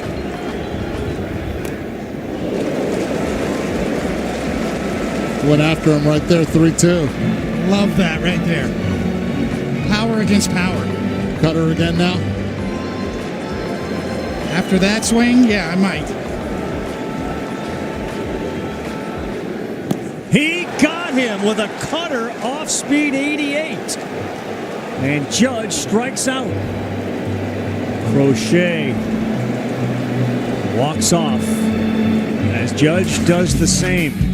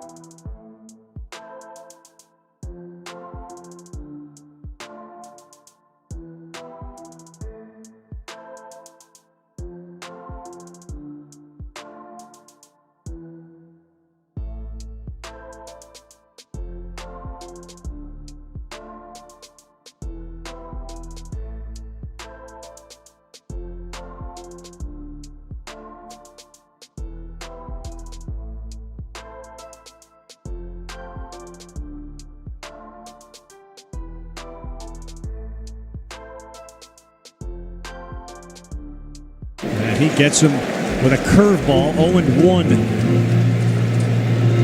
Conviction and confidence tonight for Max Fried has been evident as he goes into the 7th, having allowed just 4 hits and no runs. Well, one thing that Fried has done is pitch in, out, and taking pitches off with velo. Not a lot of 4-seamers, not a lot of 2-seamers. It's been the breaking stuff. It's been the changeup. Curveball, sweeper.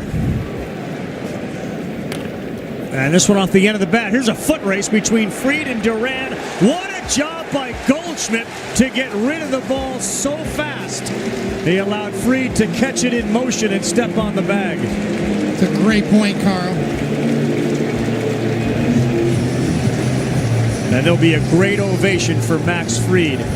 But his defense tonight has really helped him. Holding the double play in the last inning.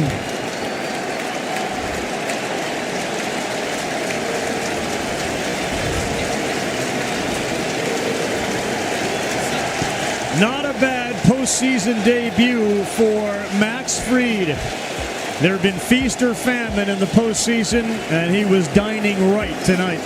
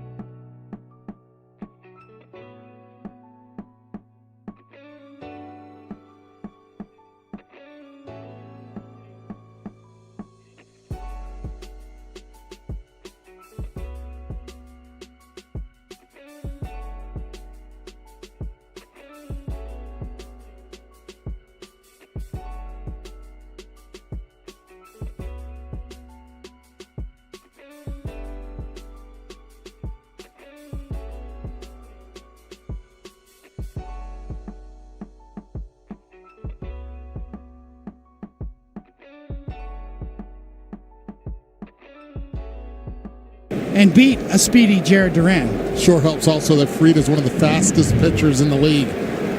He got down there in a hurry. Now he'll watch with everyone else here and you at home as the bullpen is activated. Luke Weaver against Rafaela.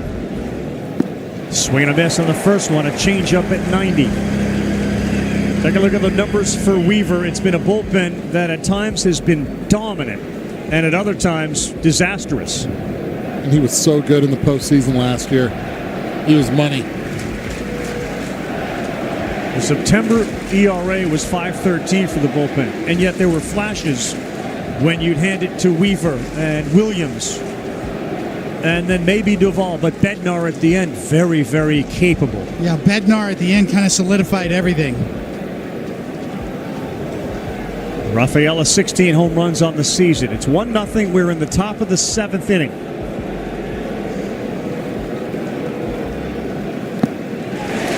Back-to-back changeups to get ahead 0-2. Seems like Rafael is trying to tie this with one swing. Yeah. 90th percentile in chase rate, in whiff rate, and his expected ERA and expected batting average are both in the 90th percentile. Weaver, 0-2.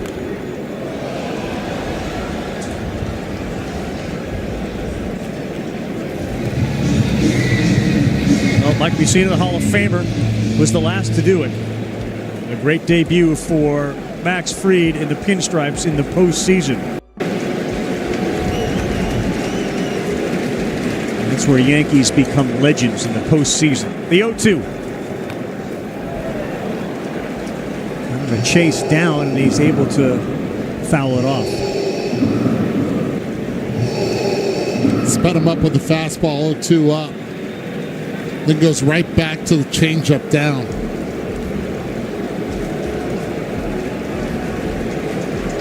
He's hit over 420 since the 19th of September. Has Cedon Rafaela.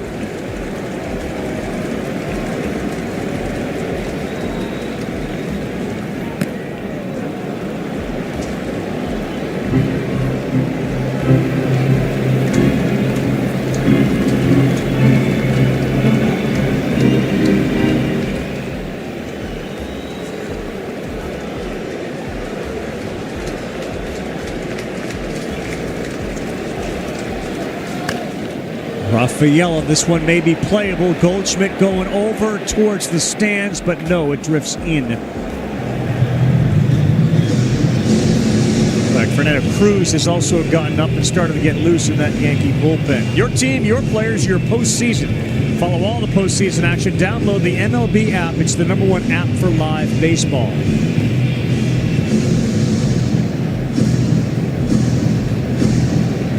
Like Duran, Rafaela has terrific speed. Caballero is like Volpe, nearly with his ankles up against the grass. Second base as well with Rosario. Weaver fires his 7th pitch of this at bat, and he misses.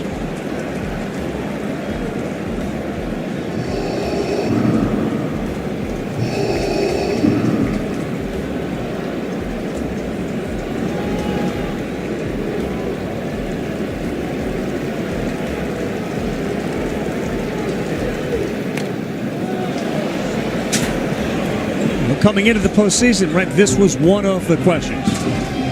Which Yankee bullpen is going to show up in October or the last day of September?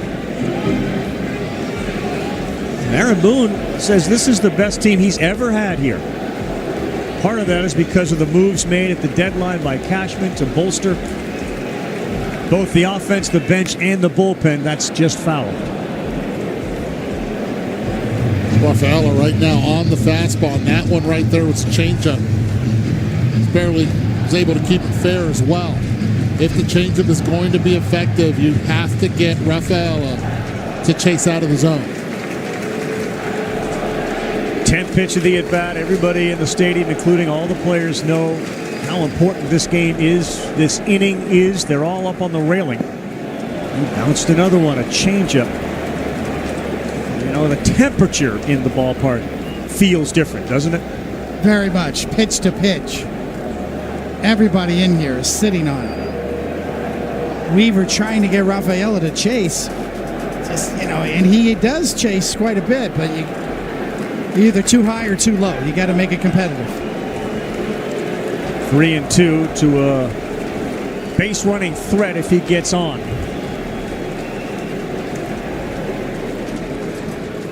And he lost him. Rafaela will take the walk and the base. And you can feel the anxiety rising here at the stadium. No Max Fried anymore on that mound. Rafaela with good speed at first.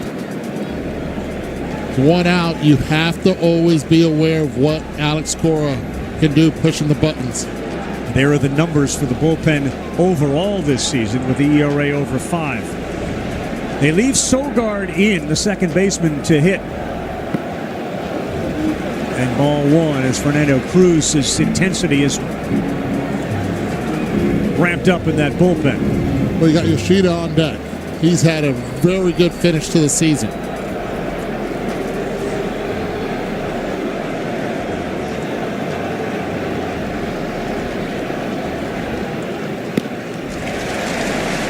been his pitch so far tonight, a changeup. Swing and a miss from Nick Sogard. You have Nathaniel Lowe, who is available. Romy Gonzalez conceivably could have moved to second base, and you have Lowe hit here. Sogard instead sends one up the middle. Rafaela will head to third. Sogard aggressively going into second, and he is safe. Second time that we've seen Nick Sogard take an extra base. One on a fly ball to center field on a tag up, and here on a single to center field. You talk about coaching right here. Rafaela easily will make third, but as soon as Aaron Judge gets the ball, Jose Flores at first base is telling Sogard, you got to go. Challenge that arm. He did, and he was able to make it to second. The best coach you have is your own self. You get the reassurance by the first base coach. That is advanced scouting right there by the Boston Red Sox. Great job by Sogard, pushing the envelope.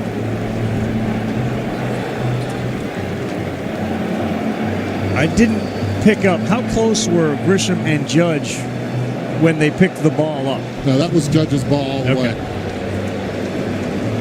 Well, knowing Alex Cora the way that we do and having seen him manage for the years, you got the impression that when they got freed out of the game, he would go up and down and say, now we go. And that's his step, now we go. And they certainly have done that. He leaves Sogard in, and he delivers. Second and third after the meeting. You mentioned Yoshida will be the pinch hitter for Boston. How you playing the infield, Eduardo? Well, you got to play back right here. You play the corner in Caballero. The rest you play back. You're at home. You have to at least concede the run and get the out.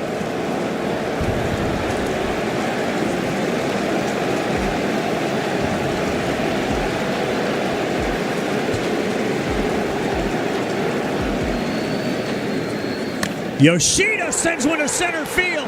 Rafaela's going to come in. Sogard to the plate. Masa Yoshida delivers. And Boston now leads it 2-1 as they get to the bullpen and Luke Weaver.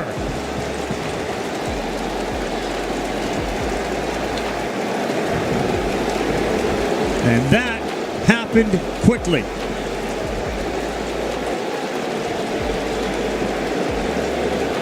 Nick Sogard's aggressive base running and the send from his first base coach put him in position to score on a single. Fastball up, Yoshida ready to hit. He's been on fire to finish the season. Alex Cora.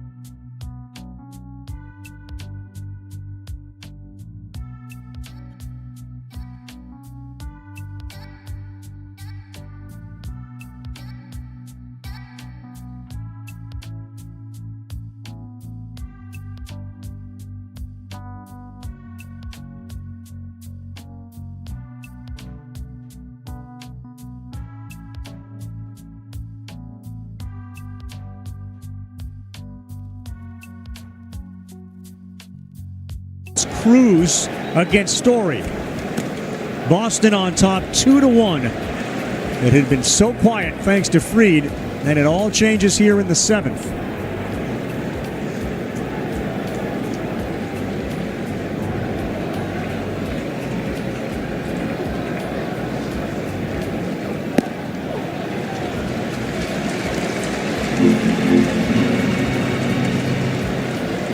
And if you're wondering why they're not running for Yoshida yet, Alex Cora knows that there's a lot of baseball left. Might have an at-bat again, perhaps in the 8th or the 9th inning.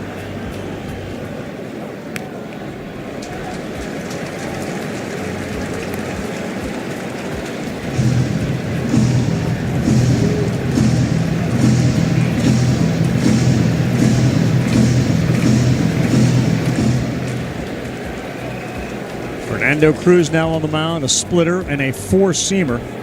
He'll throw a sinker about 14% of the time and a slider.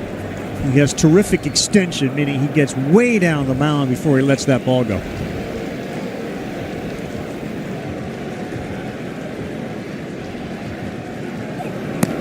That's high. This time of year, you talk to the managers, it's about the circle of trust, right? I mean, who do you trust in your bullpen? And it felt like this was a big litmus test for the Yankees. Weaver was the first man in. He couldn't get it done. Now it's Cruz's turn. And Story gone there. 94-mile-an-hour fastball. Let's go back to the Yoshida plate appearance. Well, first pitch swinging right there. You can see it's belled high, and it's just drilled right back up the box. Oh, there's a game plan to Boston and a comfort zone to all these players as well.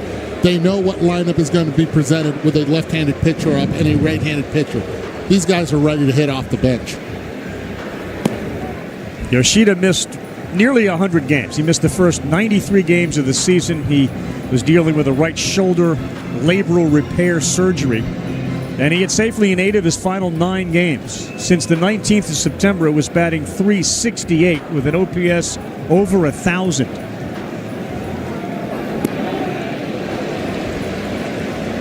And it took him one pitch to make an impact here. You have to go back to the Sogard base running. Yes. Putting the pressure on the defense in the outfield and paying attention to the scouting report, running with his head up.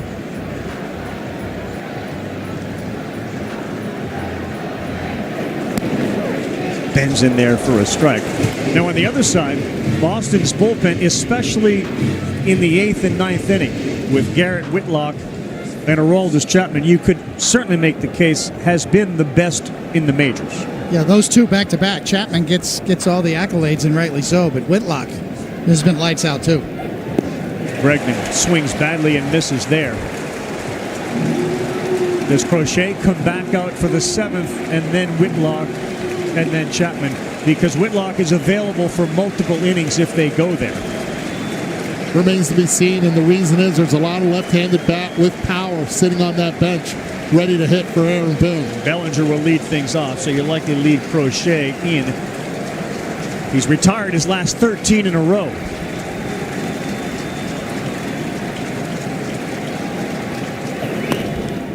Out of play.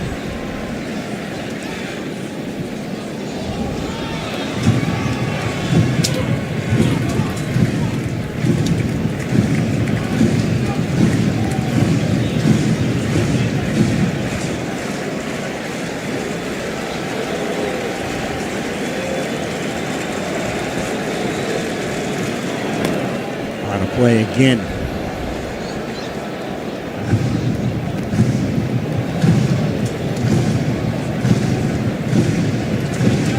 All right, Coney, as a pitcher, Crochet's been sitting since about 7:48. It's 8:10. Is that a rest for him, or does it create a situation where he gets a little tighter? I think he'll be fine. Okay. To tell you the truth, on a kind of a warm night. You know, maybe different weather. Yep. Colder weather might make an impact, but I think he's enjoying watching his team hit right now. I'm sure. 8 minutes ago, he was losing this game. He's feeling a lot better and looser right now. 3-2 to Bregman. Runner goes. That's inside. And not a good start for the Yankee bullpen here in game one of this wild card. Weaver with a walk, and now Cruz with a walk, and 2 men on. And it looks like Nathaniel Lowe is going to pinch hit for Romy Gonzalez.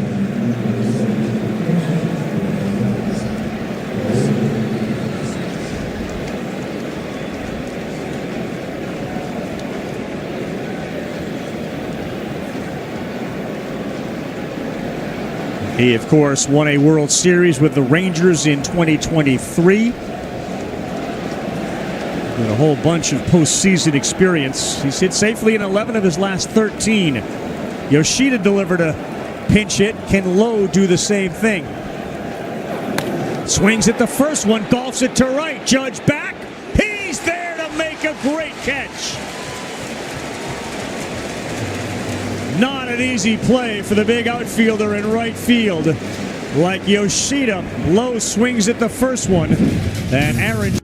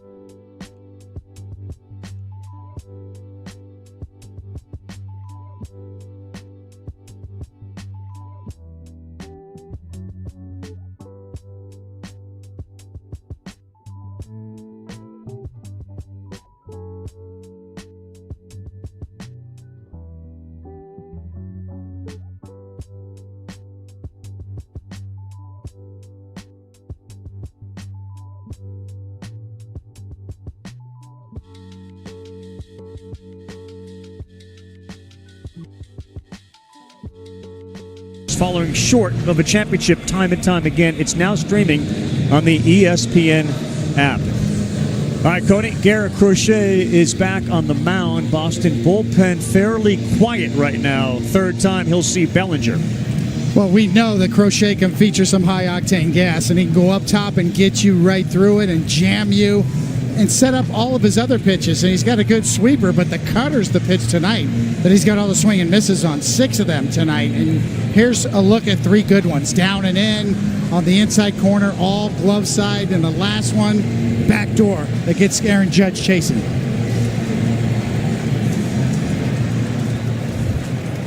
The great Bill Dineen and Smokey Joe Wood in 03 and 12. Here's Crochet to Bellinger.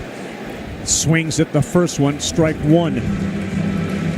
Crochet's 95th pitch to Bellinger. Getting ahead again, 0-1.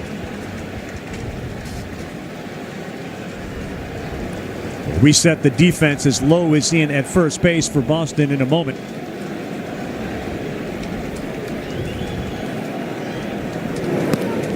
Misses there. Garrett Crochet tonight, 17 of 21 first pitch strikes.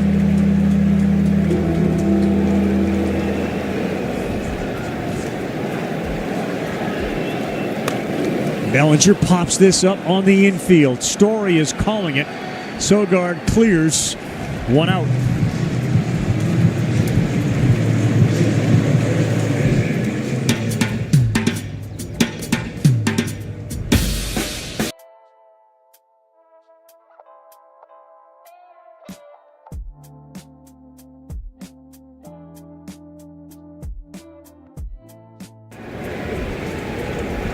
Here's Stanton. Beats it into the ground. Bregman on a one-hopper. Takes his time and throws across the diamond. And Garrett Crochet is getting help by early swings. And he has retired 15 in a row. 20 for 26 in strikes thrown for that cutter. 15 straight batters retired since the Volpe homer. He's been getting the righties, he's been getting the lefties, but most importantly, by staying out there, he's keeping the big lefties on the bench as well. Strike 1 to Rosario. 57 total home runs sitting on the bench that usually play on a nightly basis for the Yankees. On pitch 100 for Garrett Crochet. Rosario, Bregman. 100 pitches, he's through 7. It took him 6 to get through the bottom of the 7th. And to this point, the Boston bullpen has been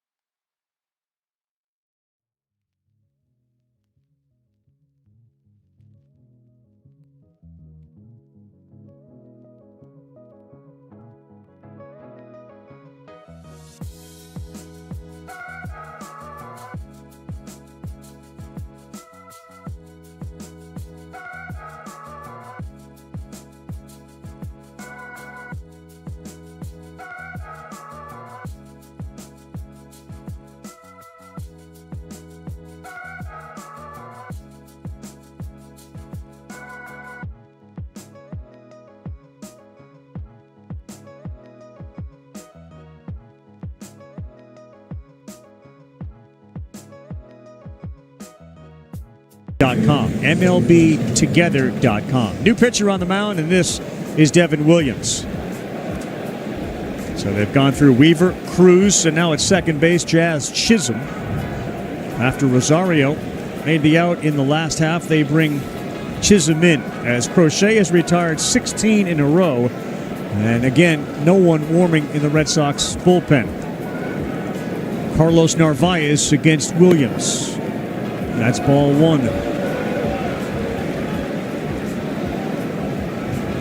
Now Luke Weaver really struggled out of the pen for New York. They had, behind Max Fried, kept the Red Sox scoreless into the seventh inning. He came in, Cruz, and now Williams in a 2-1 game. Only 3 hits allowed from Garrett Crochet to the Yankees. Yeah, walking Rafaela in that inning for Weaver was the real key. And a hard guy to walk. 3 balls and no strikes to Narvaez. And I think it's going to get lost if this game ends this way, but that was a heck of a play by Judge in right field to keep this game close.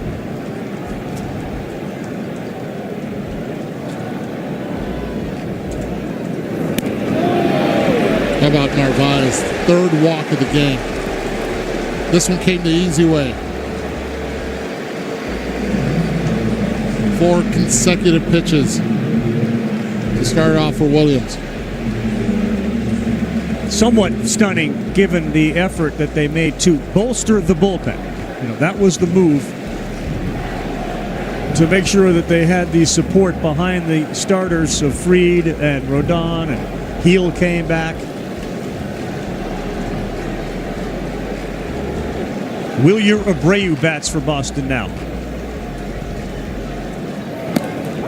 That's in there for a strike. By getting Fried out of the game, you go back to that Narvaez at-bat. A huge at-bat, shortened up his outing just to 6 1/3 innings of work. Alex Cora's been able to bring in his 3 left-handed bats off the bench. And by the same token, the Yankees have not been able to activate the lefties off the bench. Chisholm is in, but Ben Rice is sitting on the bench. And it feels like it may continue into the 8th inning, and then you bring another lefty in Chapman.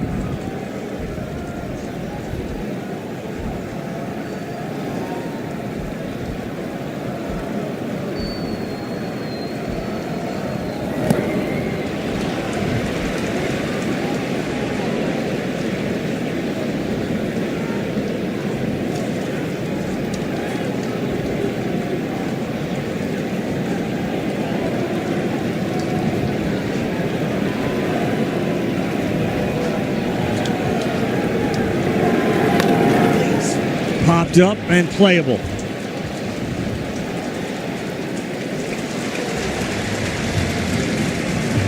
One down on an Abreu flyout to Caballero. At the very least, Aaron Judge will come to the plate again. As you're looking at the order of Grisham, Volpe, Wells, Caballero, Goldschmidt, and Judge.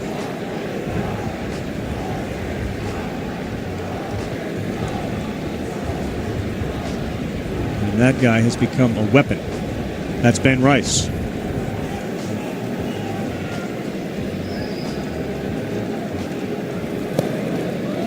If you're looking for a matchup for Ben Rice, it has to be Whitlock. It's probably not going to be Chapman, to your point, Carl. Probably let Goldschmidt hit off of Chapman if that matchup happens.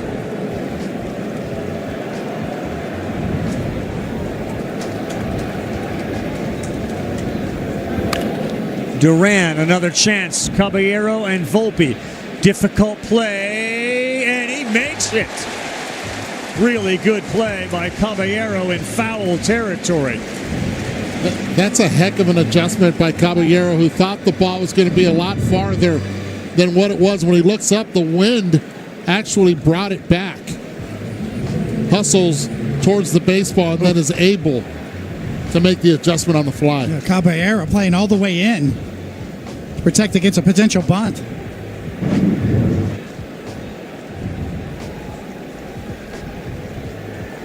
Had to cover a lot of ground. And now Rafaela scored the first run. It was his walk. It was an 11-pitch at bat that got it started for Boston.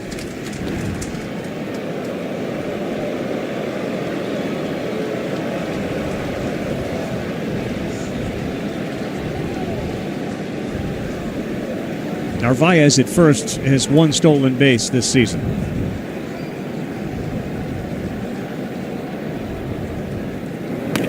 Rafaela, a jam shot. Bellinger right there, and 3 flyouts for Williams. Crochet's retired 16 in a row and thrown 100 pitches. Is he coming back?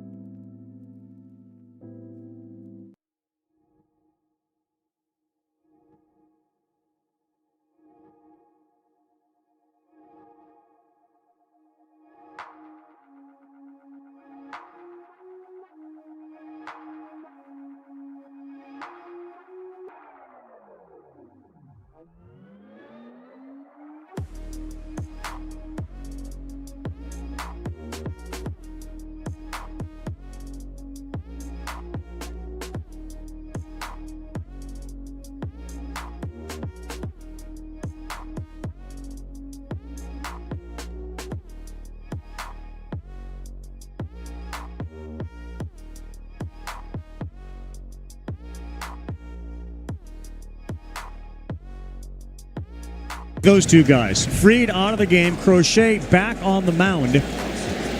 As now Garrett Whitlock begins to loosen up in the Boston bullpen. First man Crochet gets with a big swing is Grisham. Greg Breslow pulled the deal in December, getting Crochet from the White Sox for some coveted prospects in Kyle Teal and Braden Montgomery. And this is exactly why you make a deal for someone like this, or why you spend the money on Max Fried. Chapman and Whitlock warming. Those 2 guys so far in this regular season have been phenomenal. Yeah, and Carl, from the first day that Crochet joined the Red Sox, he embraced the responsibility that comes with being an ace. He talked about wanting to pitch in big games in the American League East. He's been everything that the Red Sox had hoped for. 2-1. 2-2. It's interesting. Junior Valentine, he may say what the call is, but for the crowd here, they don't know, so it looks like it's a delayed call, and they react that way. But he seems to communicate to the hitter and the catcher what the call is, so it's 2-2. Grisham, Volpe, Wells. He's gone. Crochet. 17 in a row, 8 strikeouts. You talk about lanes. And Alex Cora understands what a lineup configuration looks like and how to manipulate, not his, but Aaron Boone's. Crochet continuing to just deal. But it's Alex Cora that understands that there are 2 lefties to hit this inning against Crochet. And I misspoke. 10 strikeouts, 8 of them since the homer. 10 overall, and 17 in a row retired. The guy who got him was this one right here, Volpe, with a homer to right in the second. Tries to check, that's too far.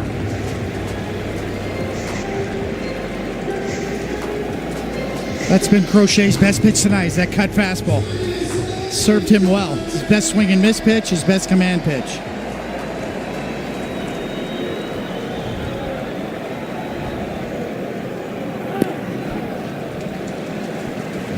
Still throwing with that velocity. He takes a peek over his shoulder to look to see what the numbers were on that pitch. Does Crochet.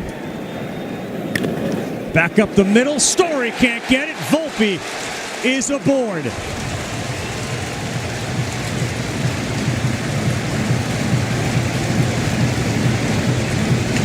How about Volpe? 0-2. Works until 1-2 count before he gets the base hit up the middle. And most likely this could be Crochet's last hitter in Wells. Pitch stays up. Volpe hits it right back where it came from. Under the glove of Crochet. Now the go-ahead run at the plate. Austin Wells. Strike one. First time he faced Crochet this year, he took him deep. Then he also had a double off him in that game. Volpe single ends that 17 straight.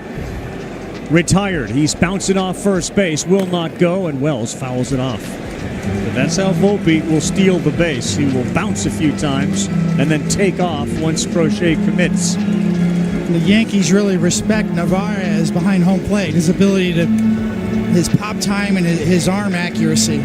Crochet kind of average-ish in terms of his time to home plate. Not a great move to first. 18 stolen bases for Volpe, not going here, fouled off. So the season high for Crochet has been matched tonight, 112 pitches. He's right there. This isn't May. Definitely it's not August as well. Volpe continues to go back and forth, and that's a little high. Felt like you were going to say it's not May, it's October, but you realized it was still September. A couple hours away, Carl, you're right. Just knowing your partner. I like it. New career high, 113 pitches, and a quick throw to first.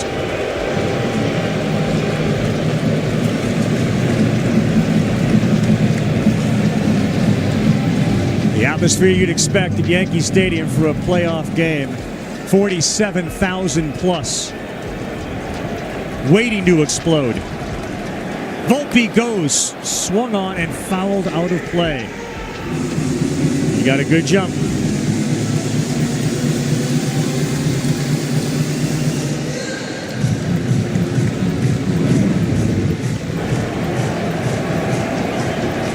And that's the kind of two hops into the run for Volpe. This time he's got a butter. He's doing it again.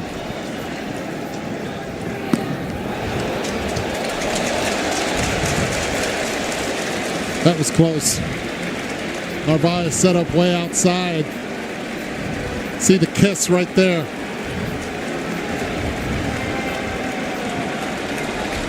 Bednar up in the Yankee pen. Whitlock and Chapman in Boston. It's 2-2 pitch. Volpe not going. That's way inside, and you wonder if Volpe is having a little bit of an impact on Crochet.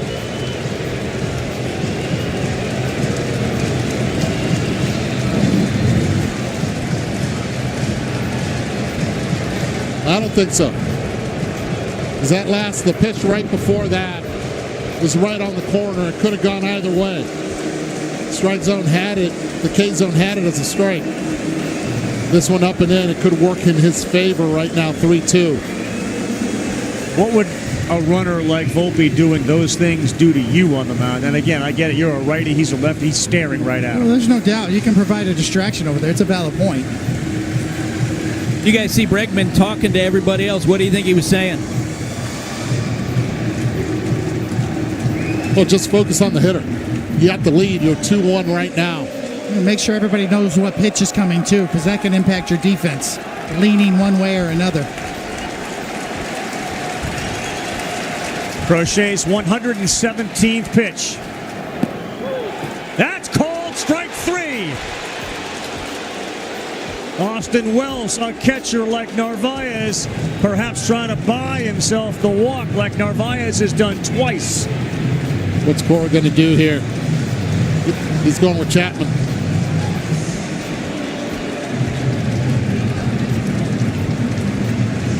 Crochet's night over, 11 strikeouts. Chapman coming in.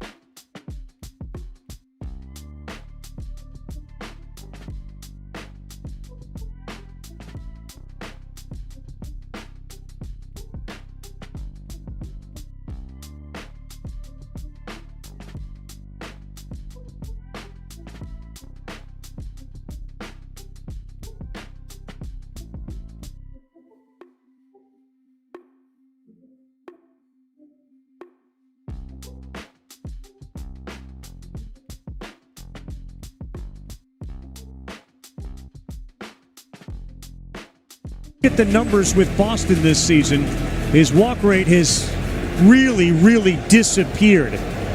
He will get Jose Caballero, and apparently a pitch calm issue. Yeah, and let's not forget, even though he did have all those saves, his exit from New York and that Chapman wasn't a good one. And boy, has he turned it around here. Well, Alex Cora on this end is making Aaron Boone leave Ben Rice on the bench. Outstanding managing. He had Garrett Whitlock ready to go. This is Whitlock's normal spot in the 8th inning. Alex Cora is playing his trump card right here. And Ben Rice came in hot, and now he's on the bench, stuck.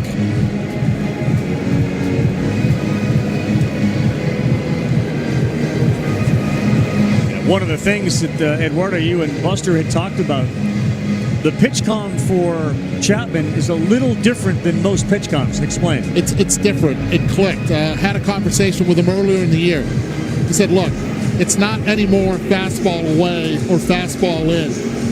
It's what location is that away pitch going to be. It's fastball up and away. It's fastball down and in. And what that does psychologically to him, it allows him to hold on to that ball just maybe a little bit more so he can pound it in and get more spin and rise, something that has really worked for him this year. He's worked with the ground. There's a beautiful article today in The Athletic about how he's worked from the ground up during the offseason to get to this stage right now where his control is better than ever. Simplifying things. You know him. I mean, what do you think's going through his mind in a situation like this? I think he feels like he's in a groove, and now he's got a matchup against Jose Caballero that I think doesn't really even faze him. He's going to go right after him.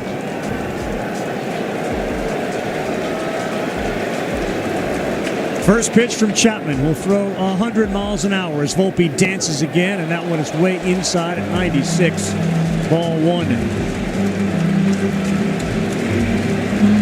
Goldschmidt and then Judge. One thing that Chapman has not done good in the past is hold runners on.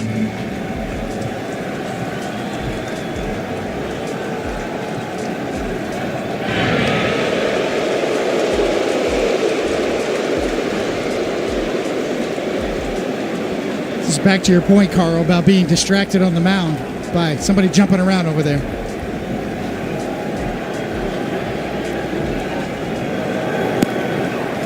One ball, one strike. And a lot of pitchers will tell you, right? The hardest thing to do as a reliever is to finish a high leverage inning, sit, and then go back out to close out the ninth. That's what Alex Cora is asking Aroldis Chapman to do. Only one time this year has he thrown more than one inning as Volpe gets back. You guys notice that his first two fastballs that he's thrown in this inning, 96 and then 95. That's below where we've seen Chapman for a lot of this year. Narvaez saying, you got to come to me now. That inning and a third came July 23rd against Philadelphia. Just missed off.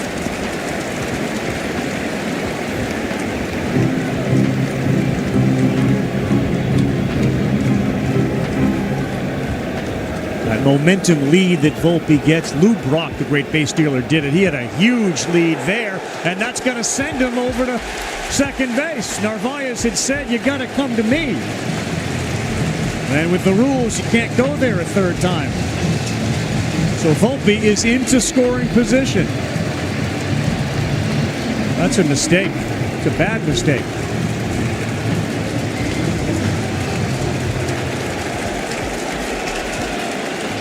Tell you this, by this time you usually see Aroldis Chapman lathered up. Not sweating as much as we're used to seeing him sweat. Crochet was so dominant. This is the first time that the Yankees have had a runner in scoring position since the first inning.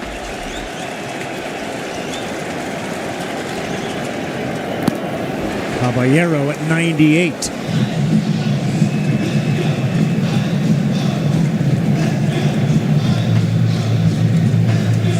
The outfield had to come in a couple steps. They were playing deep, no doubles.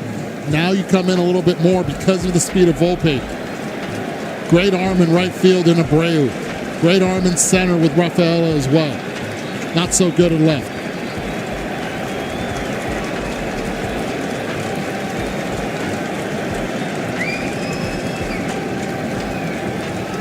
Two balls, two strikes, two outs, and a foul off.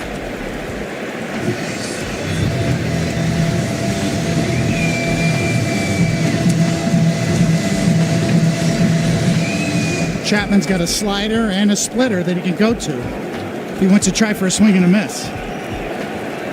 Or a loud out will work well also for the Red Sox. Another 2-2. Shallow center. Rafaela running over there. Abreu is cutting in front of him. He did not communicate at all, and he took it away, and that was close. Almost disastrous. Got the best defender in the world in center field, and Abreu comes and snatches it right in front of him. Luck.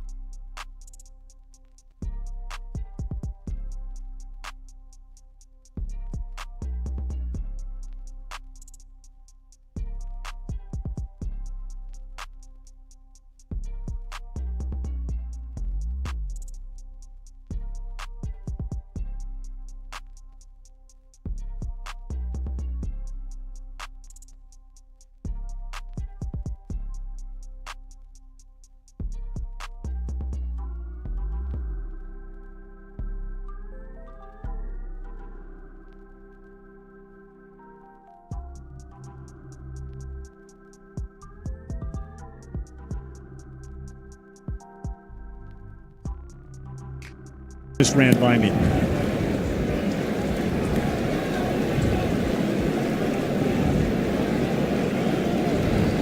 So we go to the last. The Yankees will have Goldschmidt, Judge, Bellinger up in the 9th.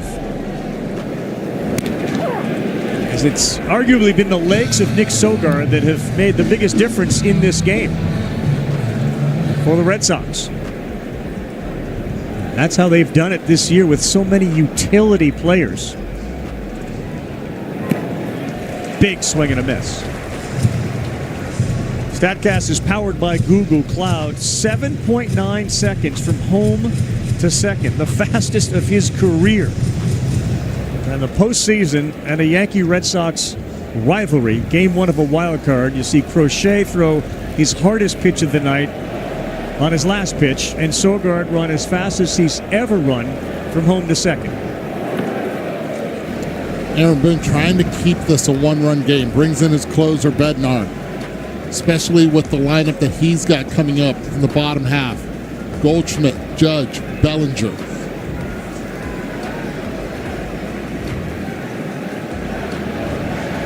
Two of the Red Sox 6 hits from Sogard tonight. He's gone. A 98-mile-an-hour fastball as Masataka Yoshida will come to the plate for Boston. Take a look at the best in the game. It's presented by T-Mobile. Pinch hitting, first pitch swinging, Masa Yoshida. He was the one that plated Rafaela and Sogard from second base. That gave the Red Sox the lead and put a big smile on his face. Yep, right before the Sogard base running.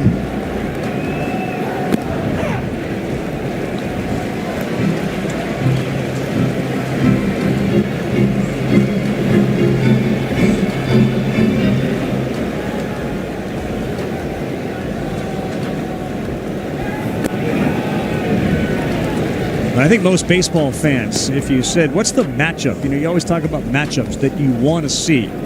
Pitcher versus hitter.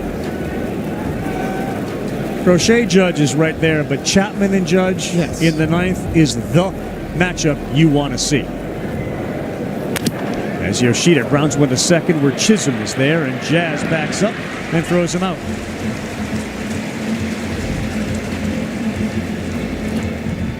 Heating up a postseason snack? Just tell Serie,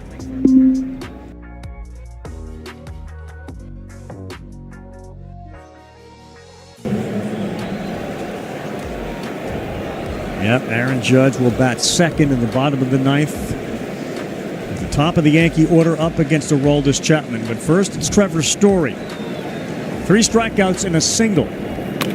And that's going to get into left field. So Trevor Story picks up his second base hit of the night. He's been feast or famine today. 2 hits, 3 strikeouts. And now you got speed at first base with Bednar on the mound. Be surprised if he tries to get the second quickly to give Alex Bregman an opportunity with a runner in scoring position.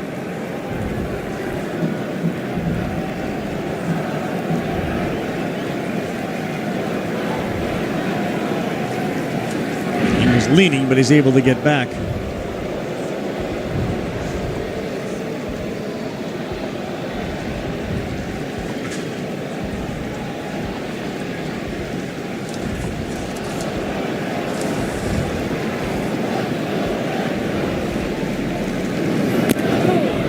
Bregman has reached twice tonight with a single and a walk in his 100th career postseason game. All he's known is the postseason. When he came to Boston, and there were other options, obviously, Detroit was very much involved down to the wire. It was to get back into another postseason. Got to keep an eye on Story. That's the second disengagement there. He was 31 for 31 one time this season. Consecutive stolen bases until he was caught. Ended up the season with 1 caught stealing. He's off. No, he's back as that ball is popped up. He is the opposite of Volpe. He doesn't get that bouncing start, but he'll take 3 or 4 quick steps as if he's going, and he got back. Good job by Bednar, though. He changed the time. Not on the leg kick. but just on the set. Nathaniel Lowe is on deck. This time he is going outside. The throw down, short hop. Tag put on, safe. Nice job by Jazz Chisholm on the short hop to get it and slap the tag down. And the call at second base on the field was safe, and the Yankees will now look in their video room. And watch where he slides with that left oven mitt to the outside part of the bag. Beautifully done by Trevor Story. And we had a conversation earlier about these oven mitts. I think they should be regulated. Some of them are really long. Now, Trevor Story's is not. He's safe.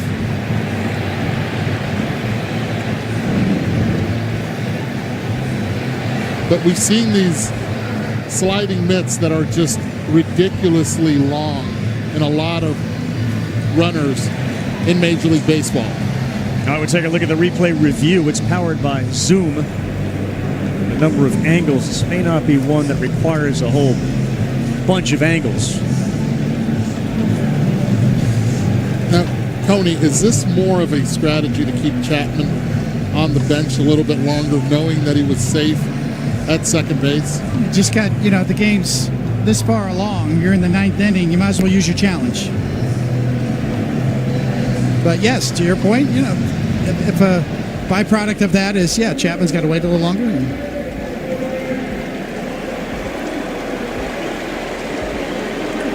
So the call on the field will stand. And Bregman will get a 2-1 pitch from Bednar. Bregman got a 3-year, $120 million deal. Jeff Passan, a couple of weeks ago, suggested that it's very likely that Bregman will opt out of his deal and enter free agency again. That's a call in the corner, a curveball. But a massive run out there, given the batting order for the Yankees coming up in the bottom of the 9th.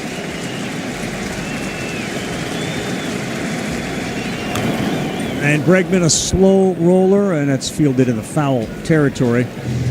Wells. Bregman did not travel with the team to New York because he was not feeling well. Trevor Story wasn't feeling well before the start of the game. Both hosted this situation. Game 2 tomorrow night, Rodon and Bayo.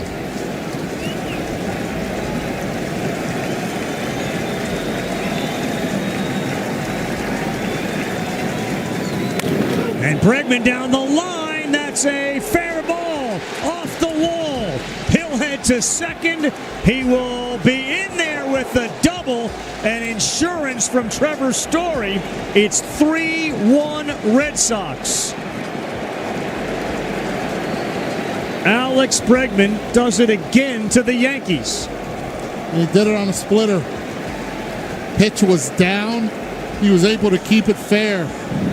That'll take Bednar out of the game. Use his legs to go down and get it. The ability that Alex Bregman has to keep this ball fair, absolutely awesome. Cleared the hips, bat head stayed true through the zone. Fair by a lot.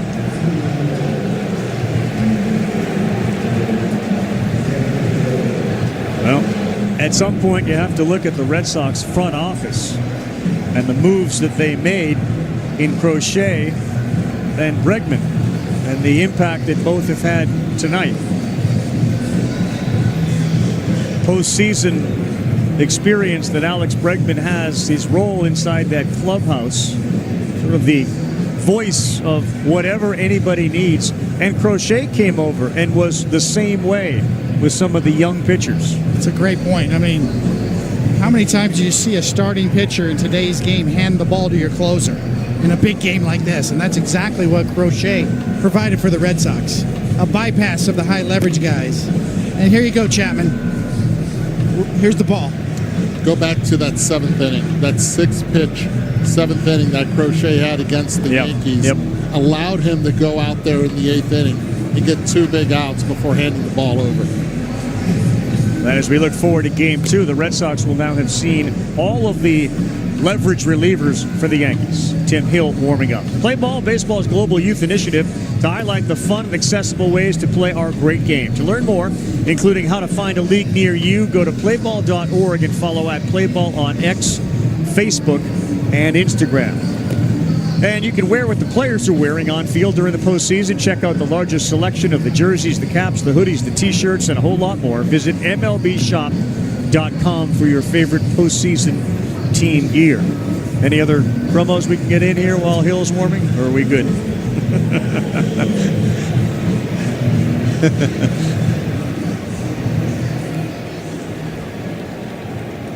Well, disappointment, and it's the bullpen again for the Yankees, and that certainly was one of the main storylines coming in. Bregman with a big lead at second. Lowe swings and misses at that one from Hill.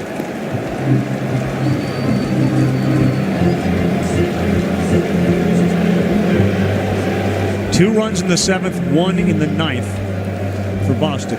Chapman will get the ball to try to close it out, but it will not be easy. You're going to have to earn it against Goldschmidt, Judge, and Bellinger.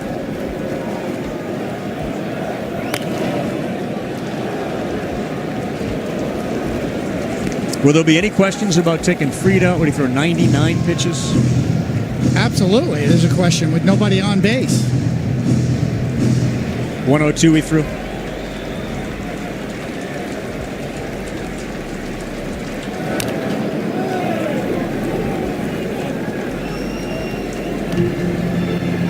The question becomes, are you playing for the big picture or are you playing for one game?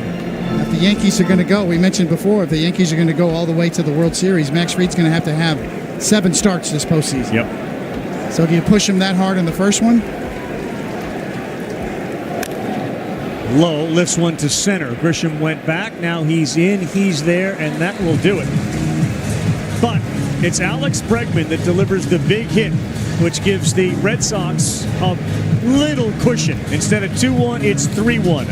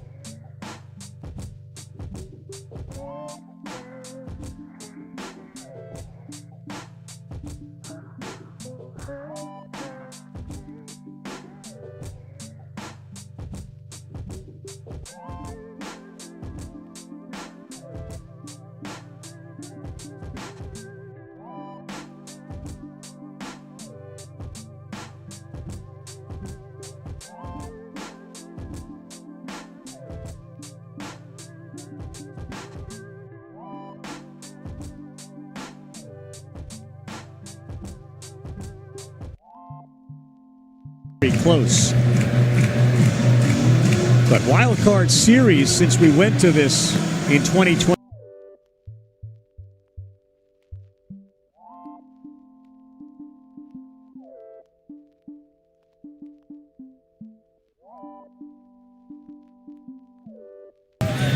Give you the numbers for Goldschmidt, Judge, and Bellinger against Aroldis Chapman. Goldschmidt is 2 for 12 with 4 strikeouts.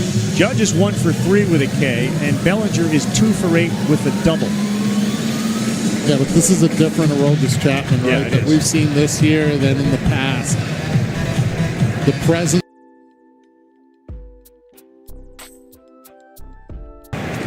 Unlike him. Goldschmidt is a massive at-bat with Judge in the on-deck circle, and that one almost hit him.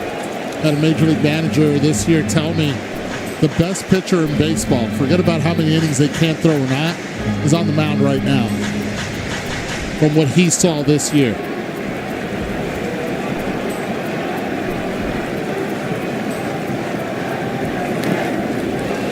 Went with that slider, and it's 1-1.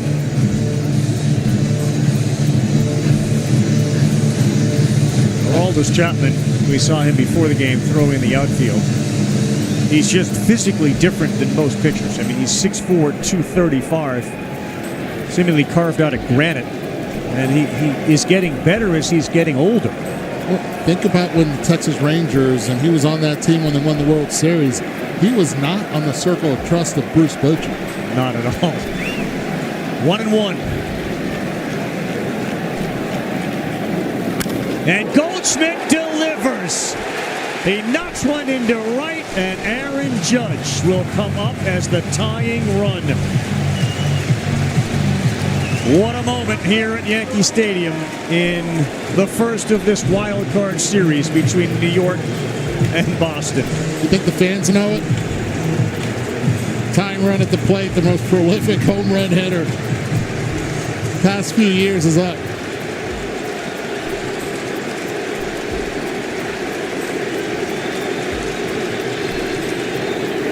And Judge hits one hard up the middle. The Yankees in the bottom of the ninth have 2 men on and nobody out. And a great hitter against lefties in Cody Bellinger coming up. And this is unfamiliar territory now for Chapman. Said it earlier, high leverage inning. What do you do coming back out? So far, Goldschmidt and Judge have come through. And you still have Garrett Whitlock in the bullpen. Any thought to pinch run for Goldschmidt? He's a good base runner, but he's out there at second. He's not the tying run. Bellinger towards the gap. Rafaela will not get it. Goldschmidt could not advance because he didn't know if it was going to be caught, but the bases are loaded on 3 straight singles. Those singles come on 5 pitches. And this place is getting off right now.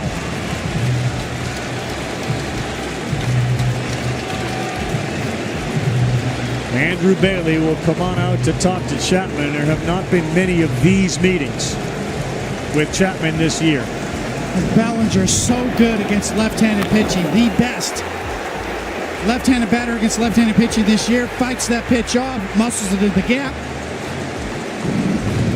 Bases loaded, nobody out. Bellinger came in hitting almost 350 with runners in scoring position, and he delivered. And now it's Giancarlo Stanton time with Whitlock available but not throwing in the Red Sox bullpen. And think about, because if he gets Giancarlo out here, you got 2 lefties in Jazz Chisholm because he came in for defense for Rosario. 18 career postseason homers. They need 2 to tie.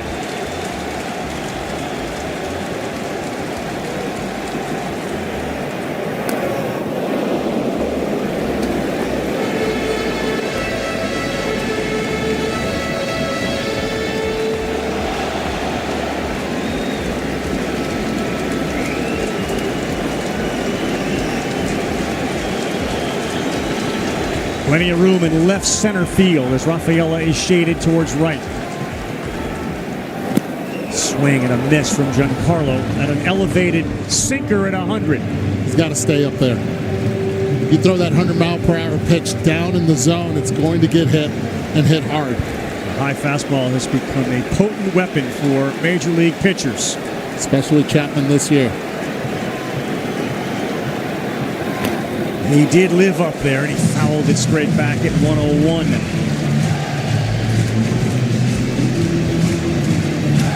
Goldschmidt's at third after a single. Judge at second after his single, and Bellinger is at first, time called at the plate.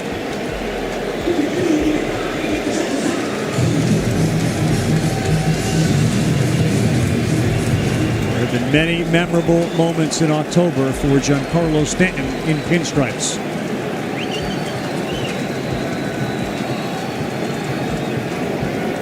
Not there. Chapman went with a splitter, and Stanton is struck out, the first out of the ninth. He's got 3 pitches he could go to, the slider or the splitter. You can see right here, the splitter down and away has Stanton way out in front. And when you throw 100 miles an hour, that can happen. You speed him up to slow him down. Again, very good arms in right field and center field. Now Jazz Chisholm. 0-1 on a 100-mile-an-hour four-seamer. Didn't start against Crochet because he's a tough lefty. And Chapman's no picnic either. Came in actually when they were down, not up.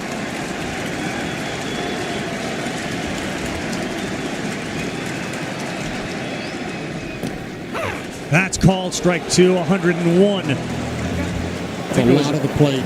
It's a great point you made, though, that he came in, and usually you see him all warm and sweaty, and it's taken him a while. And, of course, he was back on the bench after the 8th inning. Feels a little bit more like the Chapman they've seen all year as he has thrown 6 straight strikes.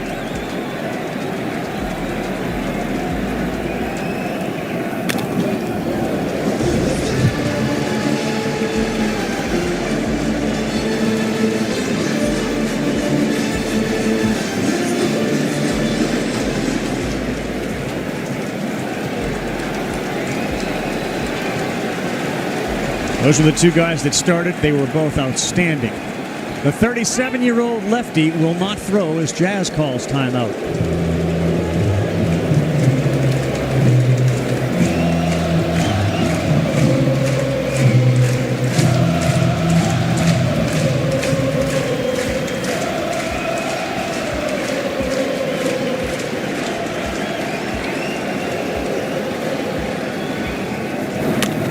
Oh-2. Again, a bright, really good arm. Goldschmidt at third. He will not tag as that throw comes in, and there are now 2 down for the Yankees, trailing by 2 with Trent Grisham coming up.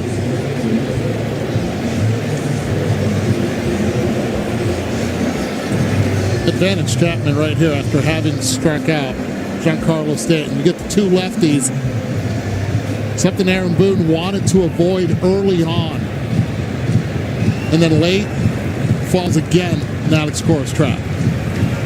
Go back to the first inning. Goldschmidt and Judge each got a hit and then a strikeout and a double play. They each got a hit to start the 9th. They loaded them up, and now back-to-back outs. Grisham takes one just above the zone. Got a good eye at the plate. Doesn't chase much. A very slow and steady heartbeat. 571 average, bases loaded, and he swings and fouls it back. Chapman started off this inning throwing 95. Now it's 100 plus. It's got the lather working now, though.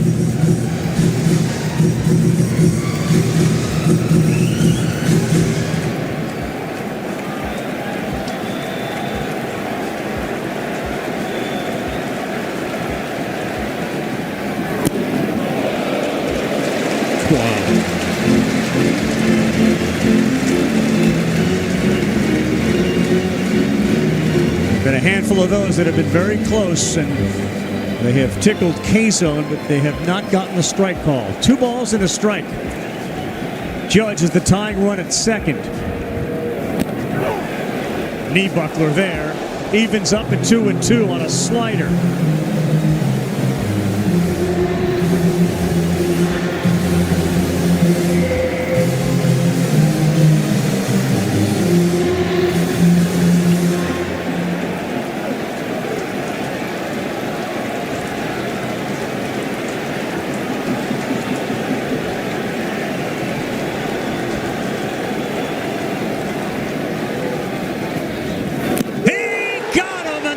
Sox rally from behind and take game 1 of this wild card 3-1.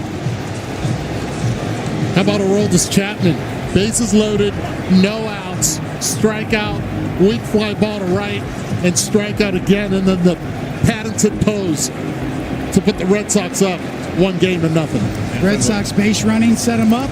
Sogard's base running set up their inning. Chapman at the end, amazing. Crochet